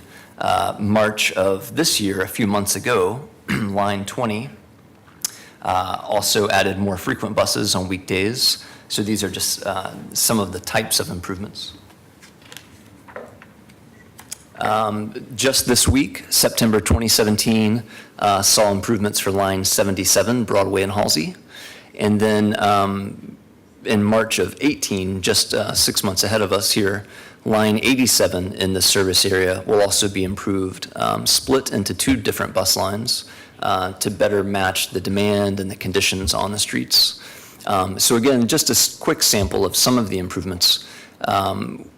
This type of an arrangement that we've referred to here is very powerful for TriMet and for riders all across the region and in the city to really help bus improvements go hand in hand with physical infrastructure improvements. That's not, of course, the only way that bus service improvements get added, but these are just a few highlights that really point to the great partnerships between agencies. Can I ask you a couple questions? Yes. So I'm interested in just identifying examples of where these kinds of changes result in faster times for buses, better service for the people we serve. And I think sometimes it's useful to point out what is currently working, what's the model, either here or some other city. I'll give you a couple examples. I went on a best practices trip I think, a year or two ago to Denver. And one of the highlights of that trip was taking bus rapid transit to Boulder. And what was cool about it is the whole thing was dedicated lanes, dedicated infrastructure. It was convenient to access. It was fast. It was affordable. But a lot of money obviously went into building out that system. But I thought that was sort of state of the art. Obviously, we have on I-5, we have a dedicated lane going north. So on certain hours, we encourage certain kind of use there. We have downtown, we have a dedicated transit lane where we've essentially taken a couple of lanes and said this is for light rail and buses. So that seems to be a kind of a model. What are some other examples, both locally or perhaps in peer cities, that you look to that reflects sort of the future that we're working towards? Absolutely. One way to think about that is Mauricio a minute ago mentioned kind of the ETC effort, sorry for the acronyms, but enhanced transit would be very close to the things that you're mentioning of a wide range of tools in a toolbox to dispose that could help transit be faster, more reliable. This effort today is mostly just accessing the bus stops, but along with your suggestions, I've also been on that BRT between Denver Boulder. There are definitely a number of applications that something like that could be applicable on. There's also a number of other solutions such as signals that most people don't exactly think of as often that can really help buses get through intersections and serve a stop on the other side of the intersection, for example, and really a whole list of possible improvements that range from lower investment to higher investment. So it's really a pretty complex bucket of solutions out there, especially for this city and around the region. Today's point was really just to highlight a few slight improvements for bus service just to this corridor. Well, I appreciate that. And so just looking forward, if there are examples both regionally or in peer cities where you think we hit the right balance, where it's convenient, accessible, where the service, where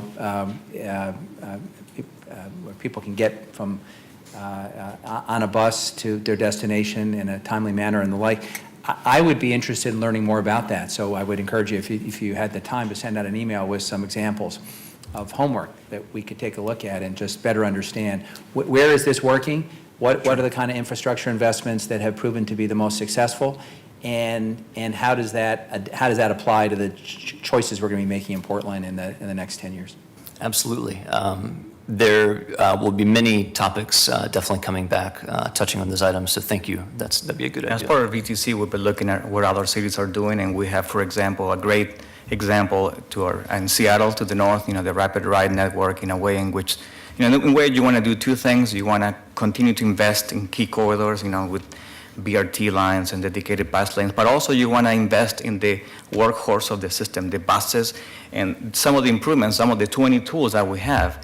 They all work. We go out there and we look at the data, we need what the operators are saying, and we begin to look at opportunities, maybe a traffic signal priority here, maybe a bus, a pro time lane, so that we remove parking during the peak time, so the bus gets through. These are complicated, congested areas, so I think we want to have a flexibility for how we implement that. In some cases, it may be incremental. In some cases, we want to look at a whole corridor and see this potential and go ahead and make a transformative project out of it.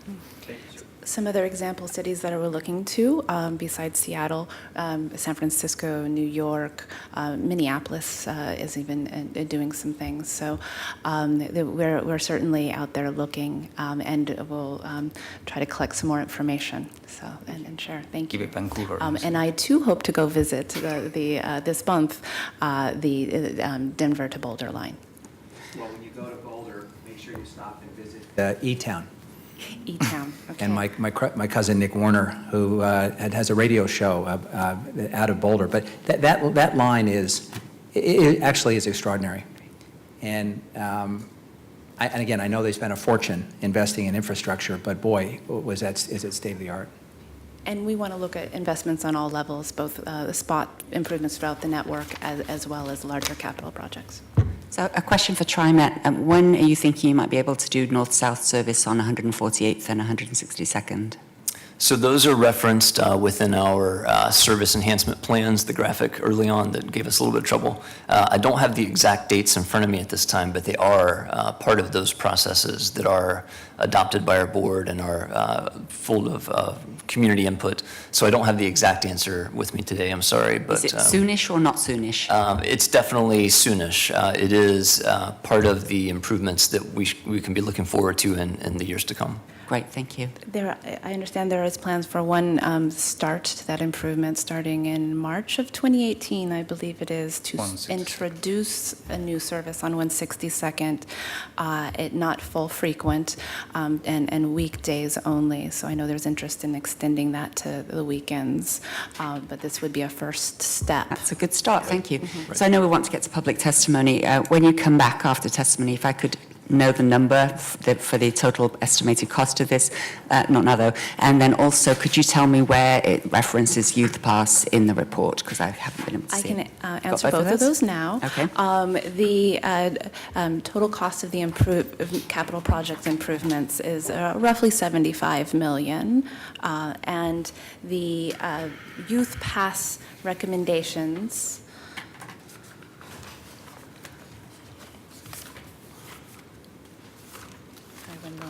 You can tell me later, that's fine. I'm sure we'll have other questions. In that $75 million, now I'm speaking to Chief of Staff Finn as well, I would like in the budget presentations from PBOT to understand how you're going to allocate the new money we're going to get from the state via the increased state gas tax, the $16 to $30 million that was referenced, and then all these other things. How do you make the decisions, and does council have any input into the decisions on how projects are prioritised? Again, I know we want to get to public testimony. Thank you. And the Youth Pass is on page 88. Thank you. You're welcome. Very good. Carla, do we have people signed up for public testimony? I think she had some invited testimony Yes, first. We do. actually- Very thank you good. for the reminder. Okay. I would like to begin by inviting two members of our community advisory group to testify, and that includes Jim Howell and Kim Marks. Very And so good. if they would like to come up. Thank you. And gentlemen, if you could introduce yourselves, and again, for the record, we'd appreciate it. And I will say that there are others who planned to attend to testify but were unable to this morning, and so they have submitted written testimony and letters. Two of those include Join as well as Oregon Walk. So I think you have those letters, or they'll be coming to you shortly. Wonderful. Thank you. Thank you. Good morning. Good morning, Mr. Mayor and Commissioners. My name is Kem Marks. I am the Director of Transportation Equity at the Rosewood Initiative. I'm here today to support the growing, try the GTC, because I'm not going to be able to say that, plan today. I would like to ask you to adopt this plan, knowing full well that there is no money right now to actually implement this plan. We look forward to working with you and PBOT to find funding for the projects listed in the plan. This plan will help create better access to transportation by creating crosswalks and other infrastructure improvements that will help people in East Portland access transportation. And I would note that East Portland has both the most reliant number of people who for the system, as well as the highest proportion of people of concern. I would be remiss if I didn't also address a couple things that Commissioner Fritz asked about north-south service as an aside. The gap between north-south service in East Portland and West Gresham is 2.9 miles. TriMet is planning to start service on 162nd in March of 2018, but I would note that that service is only going to be Monday through Friday, and will only have headways, or the gap between buses it will be 45 minutes. Sadly, I would not characterize that as a good start. It's more of a disappointing start, because the reality is people will not use that service as it currently exists. That service will have two purposes. One, to get people to the corridor so they can reach family wage jobs. But the other is also to make connections to the east-west lines, and that will be very difficult and for people to do with those types of headways. TriMet has said that they'd be willing to look at increasing frequency if 162nd had improvements.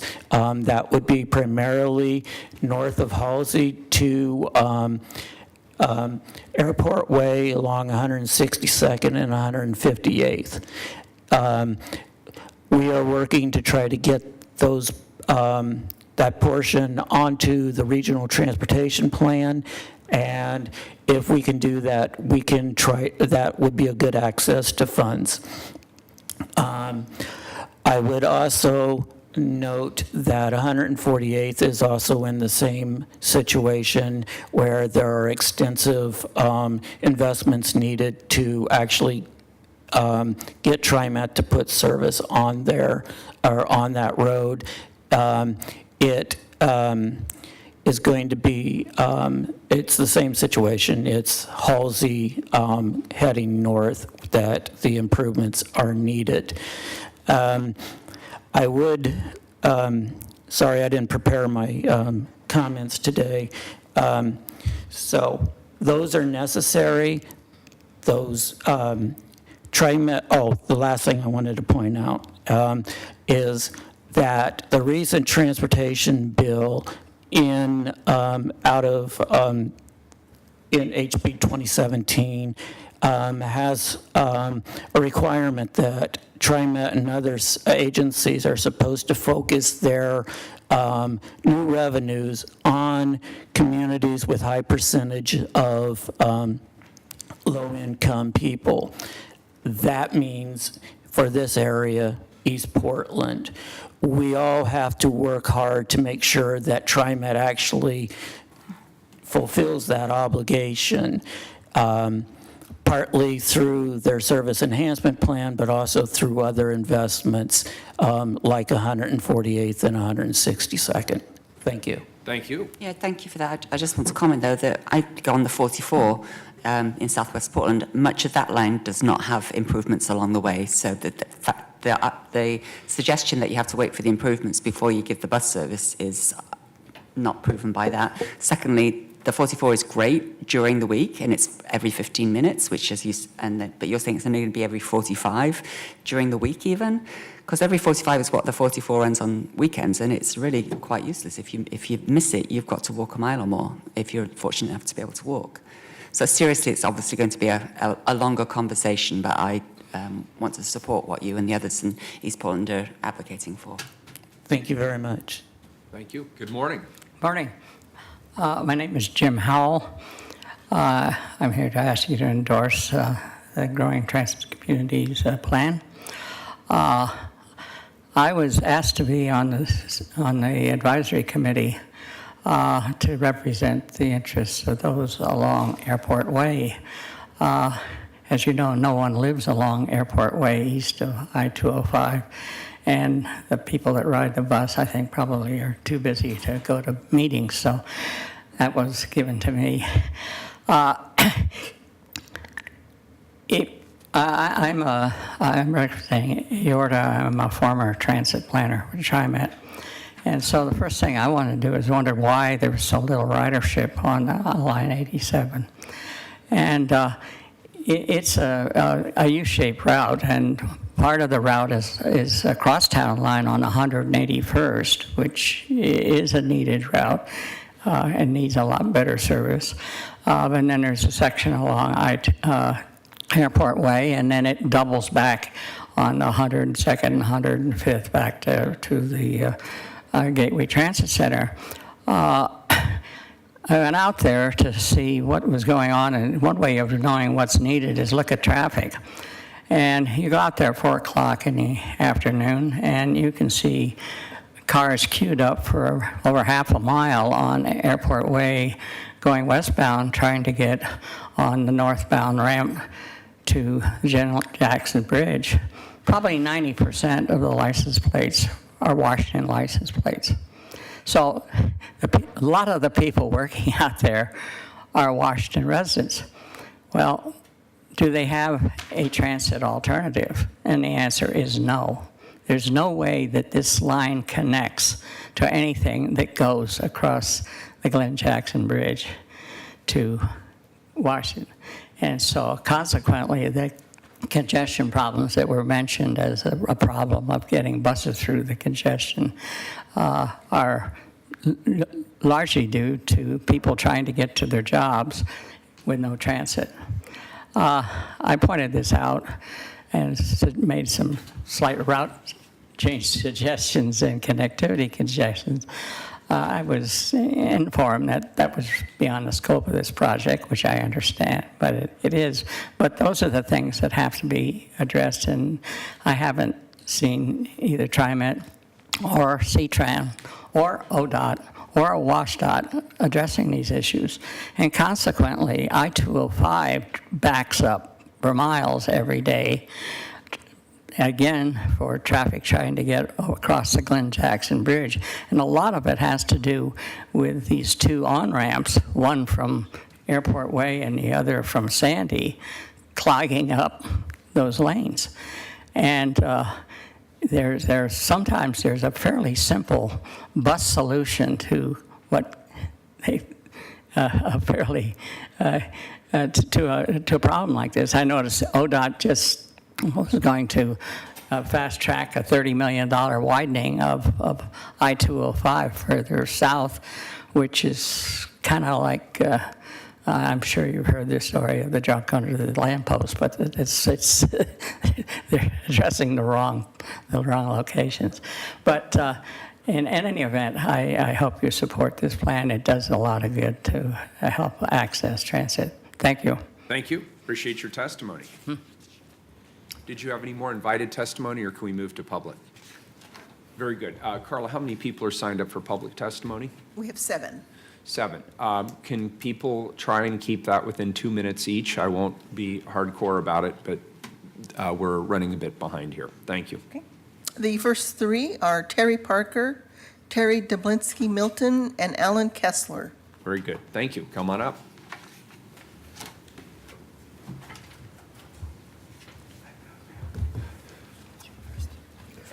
Terry, do you want to start? Okay. Thank you. Terry Dublinsky Milton. I will be speaking mostly on behalf of the Coalition of Southeast Uplift, where I'm currently co-chair. I was elected in July with Ruben Demling from Sunnyside. If I could have an extra minute or so just to cover that, because we are a large coalition. Very good. I live 61st, 6111 East Burnside.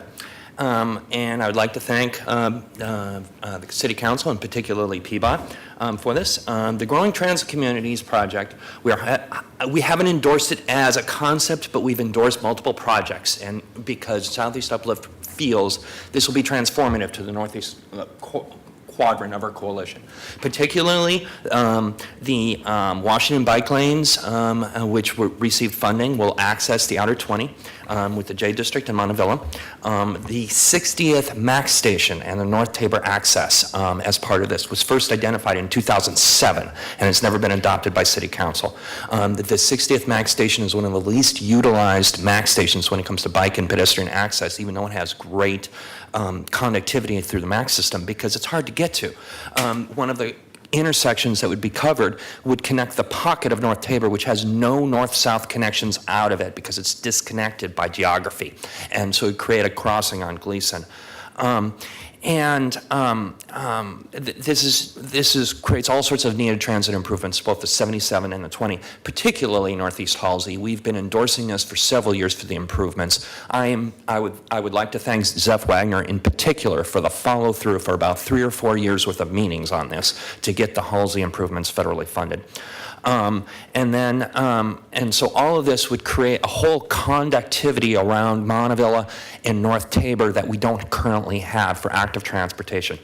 Now, personally, I want to move into my personal opinion right here. Not only do I find this absolutely necessary and as a model, but we also need to move to more dedicated lanes. I like the fact that people have been speaking up on council for dedicated transit lanes. 82nd, Sandy, MLK, all of these are good options.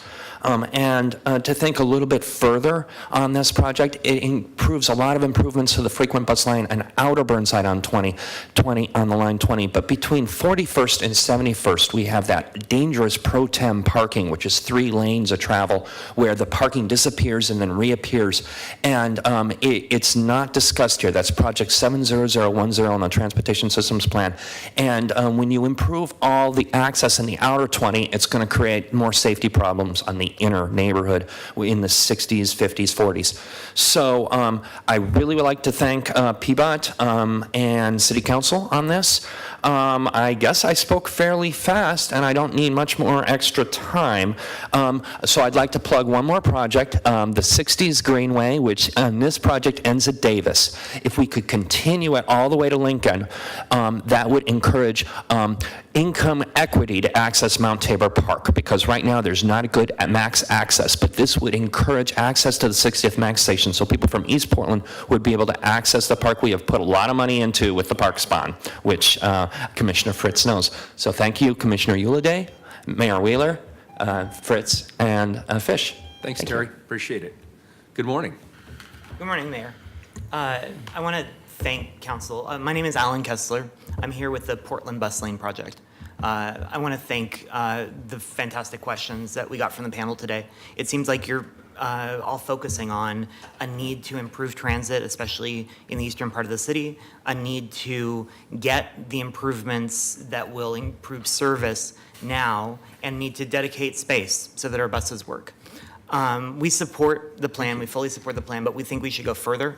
The last 2 pages of the document, the last 2 pages of the GTC plan, which talk about future study, were really what we honed in on, and those are right in line with what the questions that you were asking. I just want to quote from page 89 of the document, and it's talking about 2 options for the Outer Stark Corridor Plan.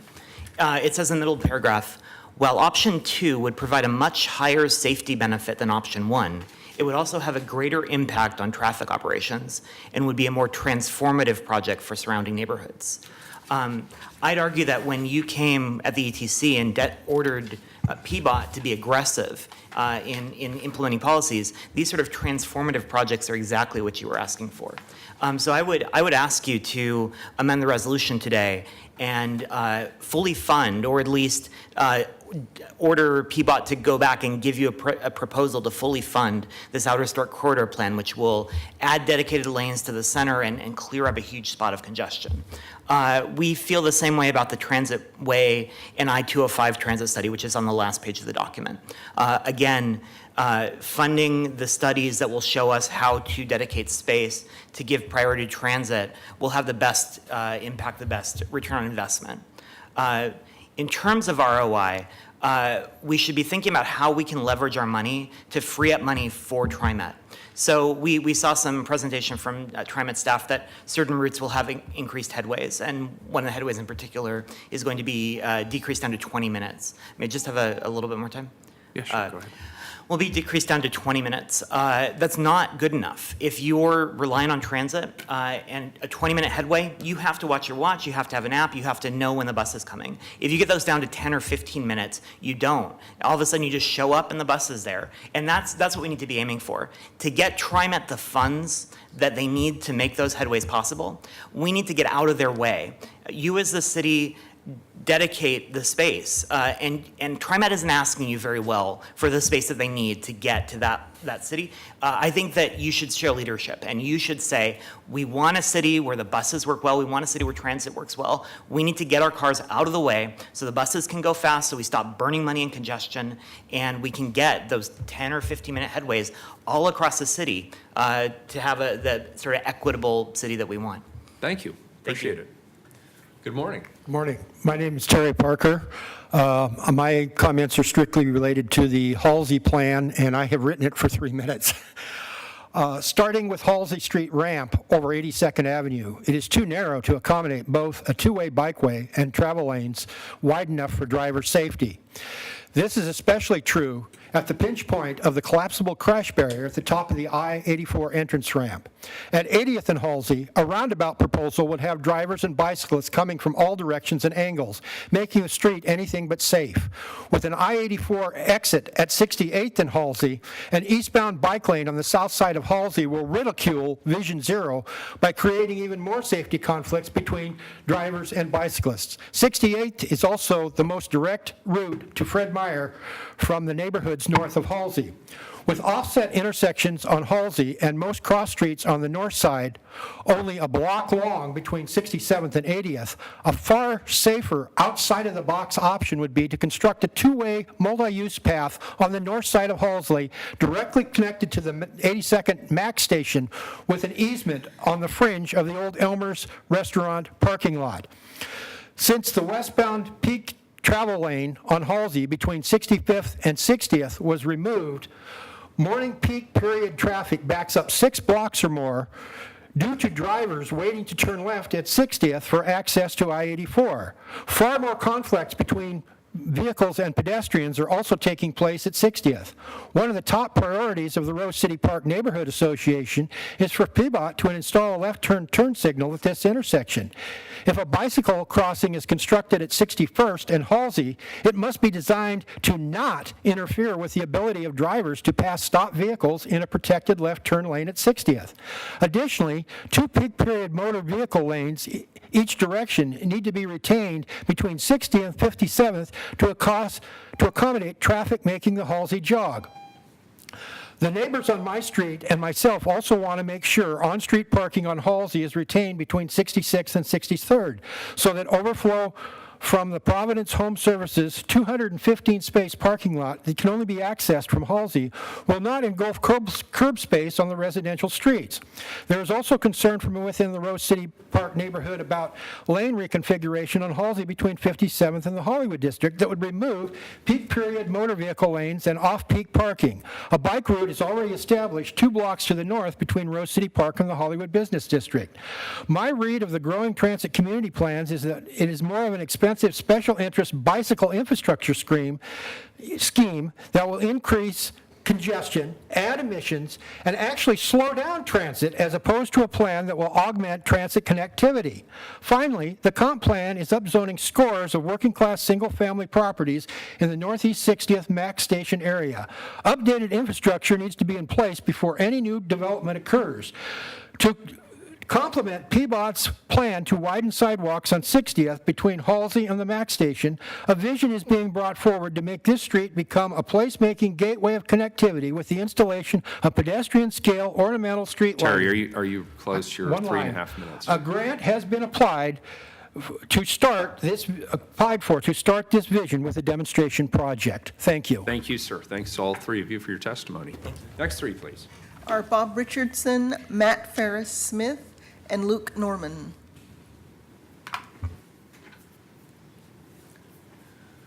Good morning. Thanks for being here. Would you like to start? Yeah. Thank you. Thank you. My name is Bob Richardson. I own a home on 60th Avenue, which is about 700 feet from a Max station serving 3 Max lines. It's directly on a bus line and a short walk to 2 more bus lines. And I encourage you to review the attached images while I read along. All of these are taken within a block or 2 of the Max station. We've owned this property since 2002 and have been involved off and on in numerous neighborhood and public planning efforts over the past 15 years in an effort to improve pedestrian and bicycle access and safety in the Rose City Park neighborhood, including the 60th Avenue Station Community Project in 2011 and the Sullivan's Gulch Trail Concept Plan in 2012. Many ideas from these efforts are reflected in the Middle Halsey portion of the Growing Transit Communities Plan. I would like to point out that this proposal will not only bring much-needed and decades-delayed infrastructure to the neighborhood in our immediate area, it will right a wrong which was committed by the city in the mid-20th century when the sidewalks on 60th were narrowed to a substandard 3.5 feet and the planting strips were removed in an effort to modernize the street for auto and truck traffic. That's correct. The street was constructed with the sidewalks which would meet today's guidelines, but were later stripped away in light of views at the time about progress. Too often I've watched accidents and close calls as pedestrians have to step into the street in order to pass each other. Wheelchair users often navigate in the roadway as the sidewalk is either too bumpy or too narrow to pass any other users. That's why I'm here today to urge council to approve this plan and to ensure that the funding mechanisms eventually are in place to make it happen.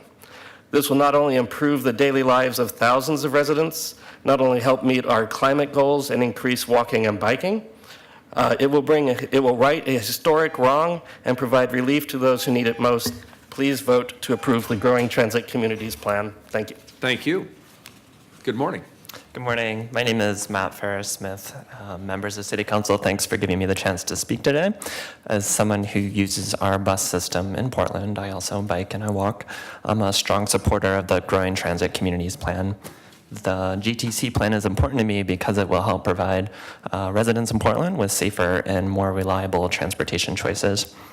And the things that GTC calls for, things like making crossings safer, filling sidewalk gaps, adjusting traffic signals, these changes are not flashy, but they are changes that will make life better and safer for Portland residents day in and day out. And while the GTC makes many good recommendations, there are 2 items in the GTC that I think deserve priority for funding, and these are essentially identical to what Alan was talking about earlier. One, I would love to see City Council and PBOT prioritize funding to support bus reliability for people who use Line 20 on outer Southeast Stark Street. The second thing, please also prioritize funding to support bus reliability for people who use Line 87 on Northeast Airport Way. Lines 20 and 87 are both critical for people getting to work, school, and social services. Yet both lines, 20 and 87, are suffering from major slowdowns caused by people driving private vehicles, which are the lowest priority mode under Portland's comprehensive plan. Thank you for supporting the Growing Transit Communities Plan and for doing what you can to prioritize funding to support the reliability of lines 20 and 87. Thank you for your testimony. Good morning. Good morning. My name is Luke Norman. I want to thank you, Mayor and Commissioners, for taking the time to listen to our comments today.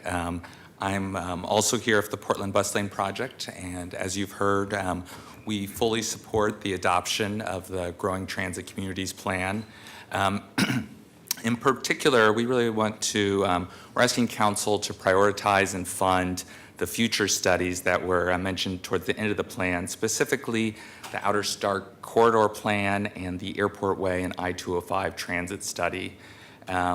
These studies will look for ways to increase transportation connections and reliability for East Portland residents, particularly by looking at ways of prioritizing buses and looking at bus lanes, something that a number of you have mentioned. Even though this plan is focused mainly on connections, it's also looking for the future and saying, if we're doing all this work to get it easier to the buses, it doesn't help if people can't rely on them, if you can't make it to a job, if you can't make it to pick up a kid.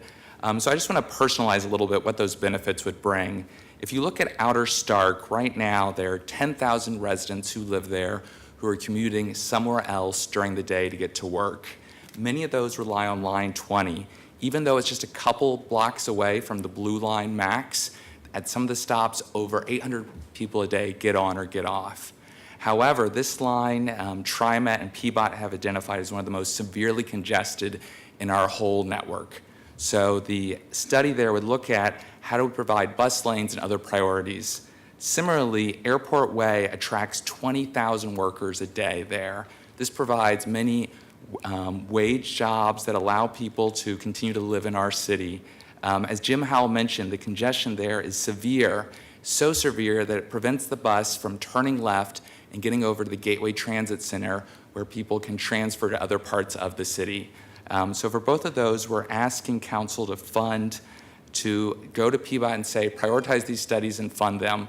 One additional piece I'd say, when this plan started, we didn't have the state transportation package. This has totally changed the game. This is allowing TriMet to bring a significant new investment. However, if we don't want these new buses stuck in the same traffic that buses face today, the city needs to take leadership and look at how can we as a city work with TriMet to make buses reliable and dependable. Thank you. Thank you for your testimony, all three of you. Thank you.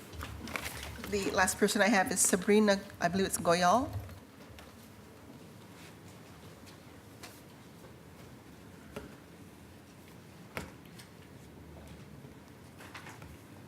Last but never least, good morning. Good morning. My name is Sabrina Gogol, and I live in the Rose City Park neighborhood. And like you've heard from testimony from Alan and Matt and Luke, I'm also in support of fully funding those two studies that are in the last part of the the GTC plan. And I have sort of a personal reason to support those two studies. I just volunteered for Sunday Parkways in East Portland a couple weeks ago, and it was my first, transit volunteering activity. This is new for me. And so I thought people would be really upset. Like, we're in East County, we're blocking lanes, and I was with the Portland Bus Lane Project, and we're talking about buses actually taking the lane. So I was really prepared for people to be angry.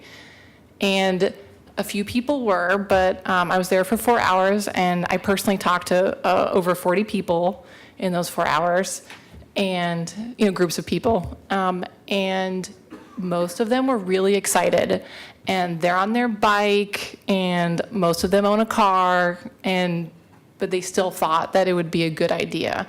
And I own a car. I primarily take the MAX or bike to work, and bus is a last resort. So for these kinds of progressive studies to really prioritize transit first and create a bus system that me and other East Portlanders can rely on that has headways of 10 minutes would make me not take my car and ride the bus a lot more. And from the people I talked to on Sunday Parkways, they seem to be really excited about that too. So thanks for considering fully funding a really aggressive transit system with right-of-way for buses.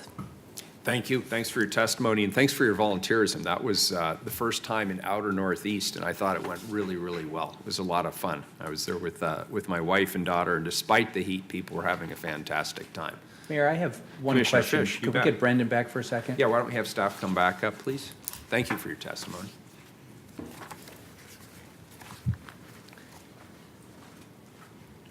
So Brendan, we're poised to obviously adopt this resolution. We've had a number of people call out, wanted to put some attention on some studies that are in the referenced in the report. Could you just give us some guidance on that? Well, by accepting the report, what Dan wanted to hear was from commissioners in the council right now to say, this is the right path to be heading on. We want more study in these areas. So we would, be diligent in following through on that with planning staff. And then, does that answer your question, Commissioner? I think so. Sort of. Well, I wanted to quickly touch on Youth Pass, just because it came up, and so I looked at the reference and got briefed on this because I've been dealing with this issue for 10 to 15 years as well, so I understand the lay of the land on it, and I just wanted to, I think it's, obviously this is non-binding policy, but I wanted to get clear for you what exactly it means and the reference that it's made within the plan, which I believe is consistent with council's current record on where we stand with it, which basically says that PBOT supports state investment to provide and expand transit access for youth. So that's the only thing that touches on any of the issues around the funding issue, which is one that we've debated and talked about for many years. So I wanted to make that clear. And it kind of, what this, in the genesis of this during this process was that a lot of the groups that were involved in kind of the outreach and public process said the transit path, youth pass is good for encouraging transit for youth. That's about all we're saying here. So we're not saying whose responsibility that is, because I know that that's, we already have an established record of that. Very good. So I wanted to just make sure that that was crystal clear for council. Thank you. Any other questions for our team? Very good. Carla, please call the roll. Udaly? Well, thank you for the report and everyone's hard work, and thanks to the people that came to testify today. I've never lived outside of the central city, and my life is rather circumscribed. I take a very limited loop every day, so I'm heartened to see the level of outreach and engagement and comforted by Terry and Alan's testimony, and excited to see some of this happen, which I realize this is a non-binding situation, but baby steps. Aye. Fritz? Well, thank you all for your work. This is tremendously helpful with the amount of community engagement that you've had. In this area of town in particular, there are so many needs, so it's really important that we prioritize, that we go through the criteria. I thought it was fascinating how you chose both the criteria and then the projects. Sounds like it's been done very well. With Ken Marks testifying, I know then that East Portland and the East Portland Action Plan have been informed along the way. And I just agree with everything in it. And indeed, the youth pass language is fine, and I support what it says. I also look forward to better transit service, especially north-south. I would caution that you can't really call it a pilot project if you've only got 45-minute headways, because there's hardly anybody riding the 14-4 bus on the weekend, because you can't rely on it, as was said. So I think we should be prioritizing service where it's most needed, and if that means giving up some of the service in Southwest in order to help East Portland as one transit rider, I'd be happy to do that. I obviously have to have more conversation with folks, but we do need better transit everywhere, and that's going to be one of the ways that we're going to really tackle climate disruption. I read something today that said that, yes, the kids throwing fireworks were those who started the big fire, and we're all responsible because of climate disruption. It's very rare that at this time of the year we haven't had any rain for over 60 days. So that was very sobering to me, and this is part of how we're going to help guide the city through that. Aye. Fish? Well, it's an excellent plan, a terrific report to council. Thank you. Appreciate all the testimony. I learned a lot. For 20 years, I lived in Northeast Portland, and the Northeast Halsey Street stuff really speaks to me, because there's tremendous challenges along here, and I appreciate the creative solutions that you're proposing. And now we'll lean in and find the money to fund it. In absentia, I want to thank Commissioner Saltzman for his leadership on this project. Aye. Wheeler? I thought it was a great staff report, and I appreciated the testimony.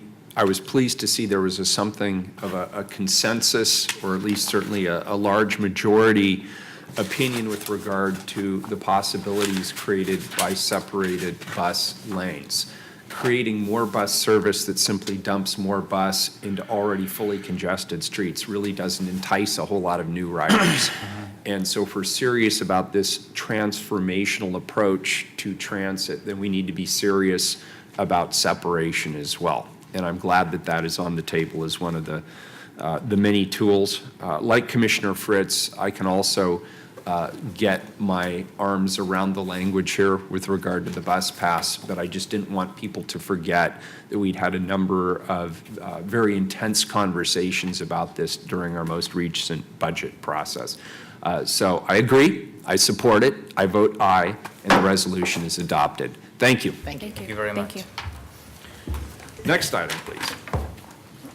Item 983, appeal of the Hayhurst Neighborhood Association against the hearing officer's decision to approve the application with conditions of Vic Remmers Everett Custom Homes for an 11-lot subdivision at 5920 Southwest 48th Avenue, LU 16-159330 LDSEN. Mayor, I move to adopt the findings. Second.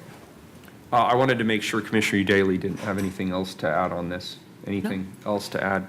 Please call the roll. Udaly? Aye. Fritz? Aye. Fish? Aye. Wheeler? Just to clarify, we are moving that the council deny the appeal and uphold the decision of the hearings officer and adopt the findings. I vote aye, and the motion is accepted. Next item, please. Item 988, authorize application to the U.S. Department of Justice, Office of Justice Programs, Bureau of Justice Assistance for a grant in the amount of $385,515 for the Edward Byrne Memorial Justice Assistance Grant Program Fiscal Year 2017, local solicitation to assist the Portland metropolitan area law enforcement and criminal justice community to prevent and reduce crime and violence. Colleagues, any more discussion? Seeing none, please call the roll. Udaly? I really wish we'd had more community turnout for this item. I didn't hear from constituents. I have some questions and concerns about how these funds will be applied.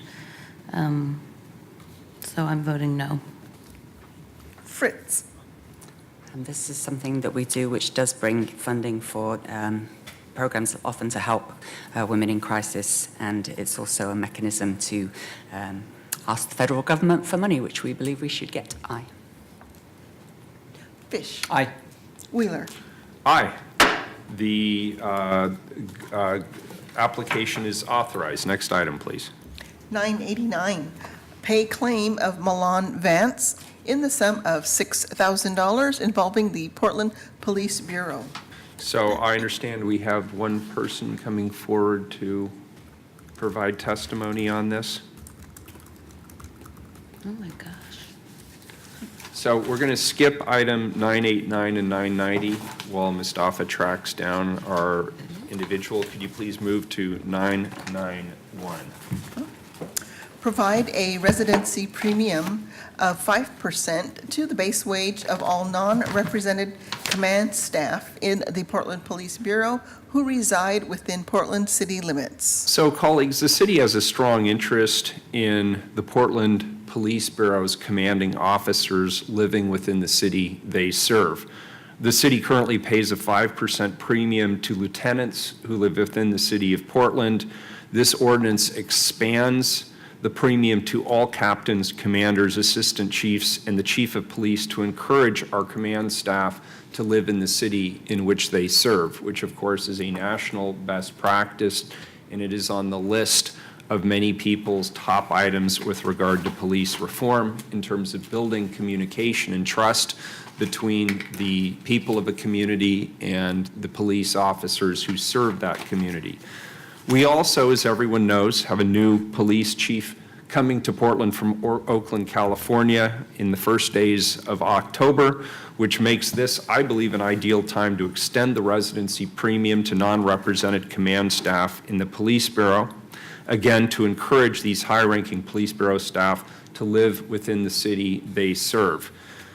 People have asked me what is the estimated fiscal impact of this from the Police Bureau based on the number of commanding officers who live in Portland now, and assuming that Chief Outlaw resides in the city, the cost of the premium would be less than $40,000 per annum.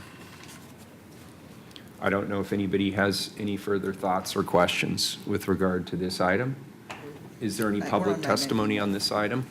The 5% premium. Anna's on her way.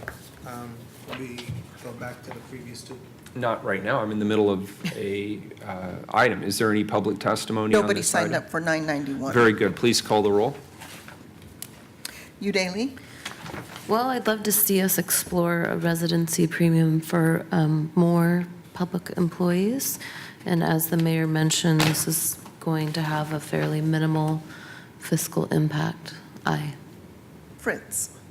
I concur. The estimate is about 30,000 to 50,000, and that if it encourages more command staff to live in the city, that would be good. It also seems strange that the rank and file officers have this premium and the commanding officers don't. Aye.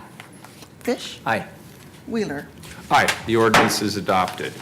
And so that leaves us with 989 and 990. Do we have people here to testify on these matters? Sorry, we have been watching council by our monitors all morning, and we didn't expect it to happen right when it did, so my apologies. You should always expect the unexpected. Yeah, Portland City exactly. Council, 989, Exactly. please read the item.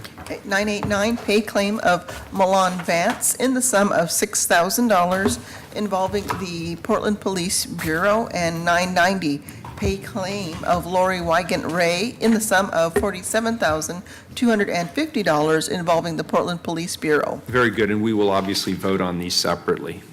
Correct. So my name is Randy Stenquist. I'm the Liability Claims Manager and Risk Management. With me today is Karen Bond. She's one of my senior claims analysts. One of these claims belongs to her. One of them was handled by myself. So Ms. Vance was the first one on the agenda, so I'll let Karen speak to that. Very good. And Go ahead if you want to talk. I'm sorry, I'm Karen. I'm interrupting you, apologize. Good morning. It is still good morning. So this ordinance will settle the bodily injury claim that Malon Vance presented against the city resulting from an auto accident, a rear-end auto accident with the Portland police officer that happened back on March 18th of 2016 over on I-205. Very good. I'm stalling because we need Commissioner Fish back to actually take the vote. Okay, very well. Would you like me to talk about the next one as well? Please do. All right. Number 990, you need to introduce that, Carla? Or? Okay. 990 is another motor vehicle accident involving a police vehicle. The claimant was driving on I-84 back in December of 2014, quite some time ago, and the officer rear-ended her with enough force to push her into the vehicle ahead of her. So the ordinance settles her claim that was brought by her attorney as well as her insurance company. All had a piece of the accident, and we're looking for resolution of it. So this Very claim good. settles that. Now, so do these types of claims that the city pays and therefore the taxpayers pay, do they lead to changes in policy? Do they lead to different practices and procedures? How do we take into account what we've learned as a result of having to pay out these kinds of claims and operationalize it in terms of training? Well, in terms of the operations of the vehicles by the police bureaus or any bureaus, frankly, all of those are left up to the decision-making processes of the individual bureaus. So for every fleet accident involving a Portland police vehicle, there is a collision review board, and they go over all of the accidents involving Portland police officers, and they analyze it and make a determination as to whether it was found to be preventable or non-preventable, and depending on what the outcome was, then steps are taken at the bureau level in terms of what they're going to do next with the officer. My office, of course, provides reporting on the number of auto claims that come in, as well as all of the claims, but we can tell them what sort of claims are coming in. They get reports from us every month about new claims that have come in the last month. They get a report for all of their open claims every month. So they can see at a glance exactly what sort of claims that they have in terms of meeting with them for policy changes. We do have our loss prevention team working with the bureaus for their safety driver training issues and things of that nature. So we partner with the bureaus with our loss prevention team. My team, the liability team, is primarily involved in making the people who are the victims, if you will, making them whole and getting their vehicles repaired and getting them paid for their injuries. Perfect. Great. Anything to add to that? He said it all. He said it perfectly. Great. Any public testimony on these items? No one signed up. Please call the roll on, Commissioner Fritz has a question. No, Oh, sorry. call the I was roll just on getting ready. 989, please. Udaly. Aye. Fritz. So my understanding is at least one of these was to do with a distracted driver of the officer looking at their in-car computer. And just this week, the Portland Police Bureau tweeted out that you're 6 times more likely to be in an accident about being distracted by a cell phone as if you were a drunk driver. And that's a significant percentage. I know that in the future we're hoping that all of the police's computers will be audibles as well as visibles, so that they don't have to look away from their driving to look at their computer to find out where they're going next. And it's also a good lesson to all of us, just as I think it was an AT&T rep who came to us and said, just put your cell phone in the glove compartment, that way you're not tempted to use it while you're driving. Aye. Fish. Aye. Wheeler. All right, the ordinance is adopted. Please call the roll on 990. Udaly. Aye. Fritz. Thank you for your work in making these folks whole. Aye. Fish. Aye. Wheeler. All right, the ordinance is adopted. There being no further business, we are adjourned. Thank you very much. Thank Again, you. apologies for the delay. Anna, we already.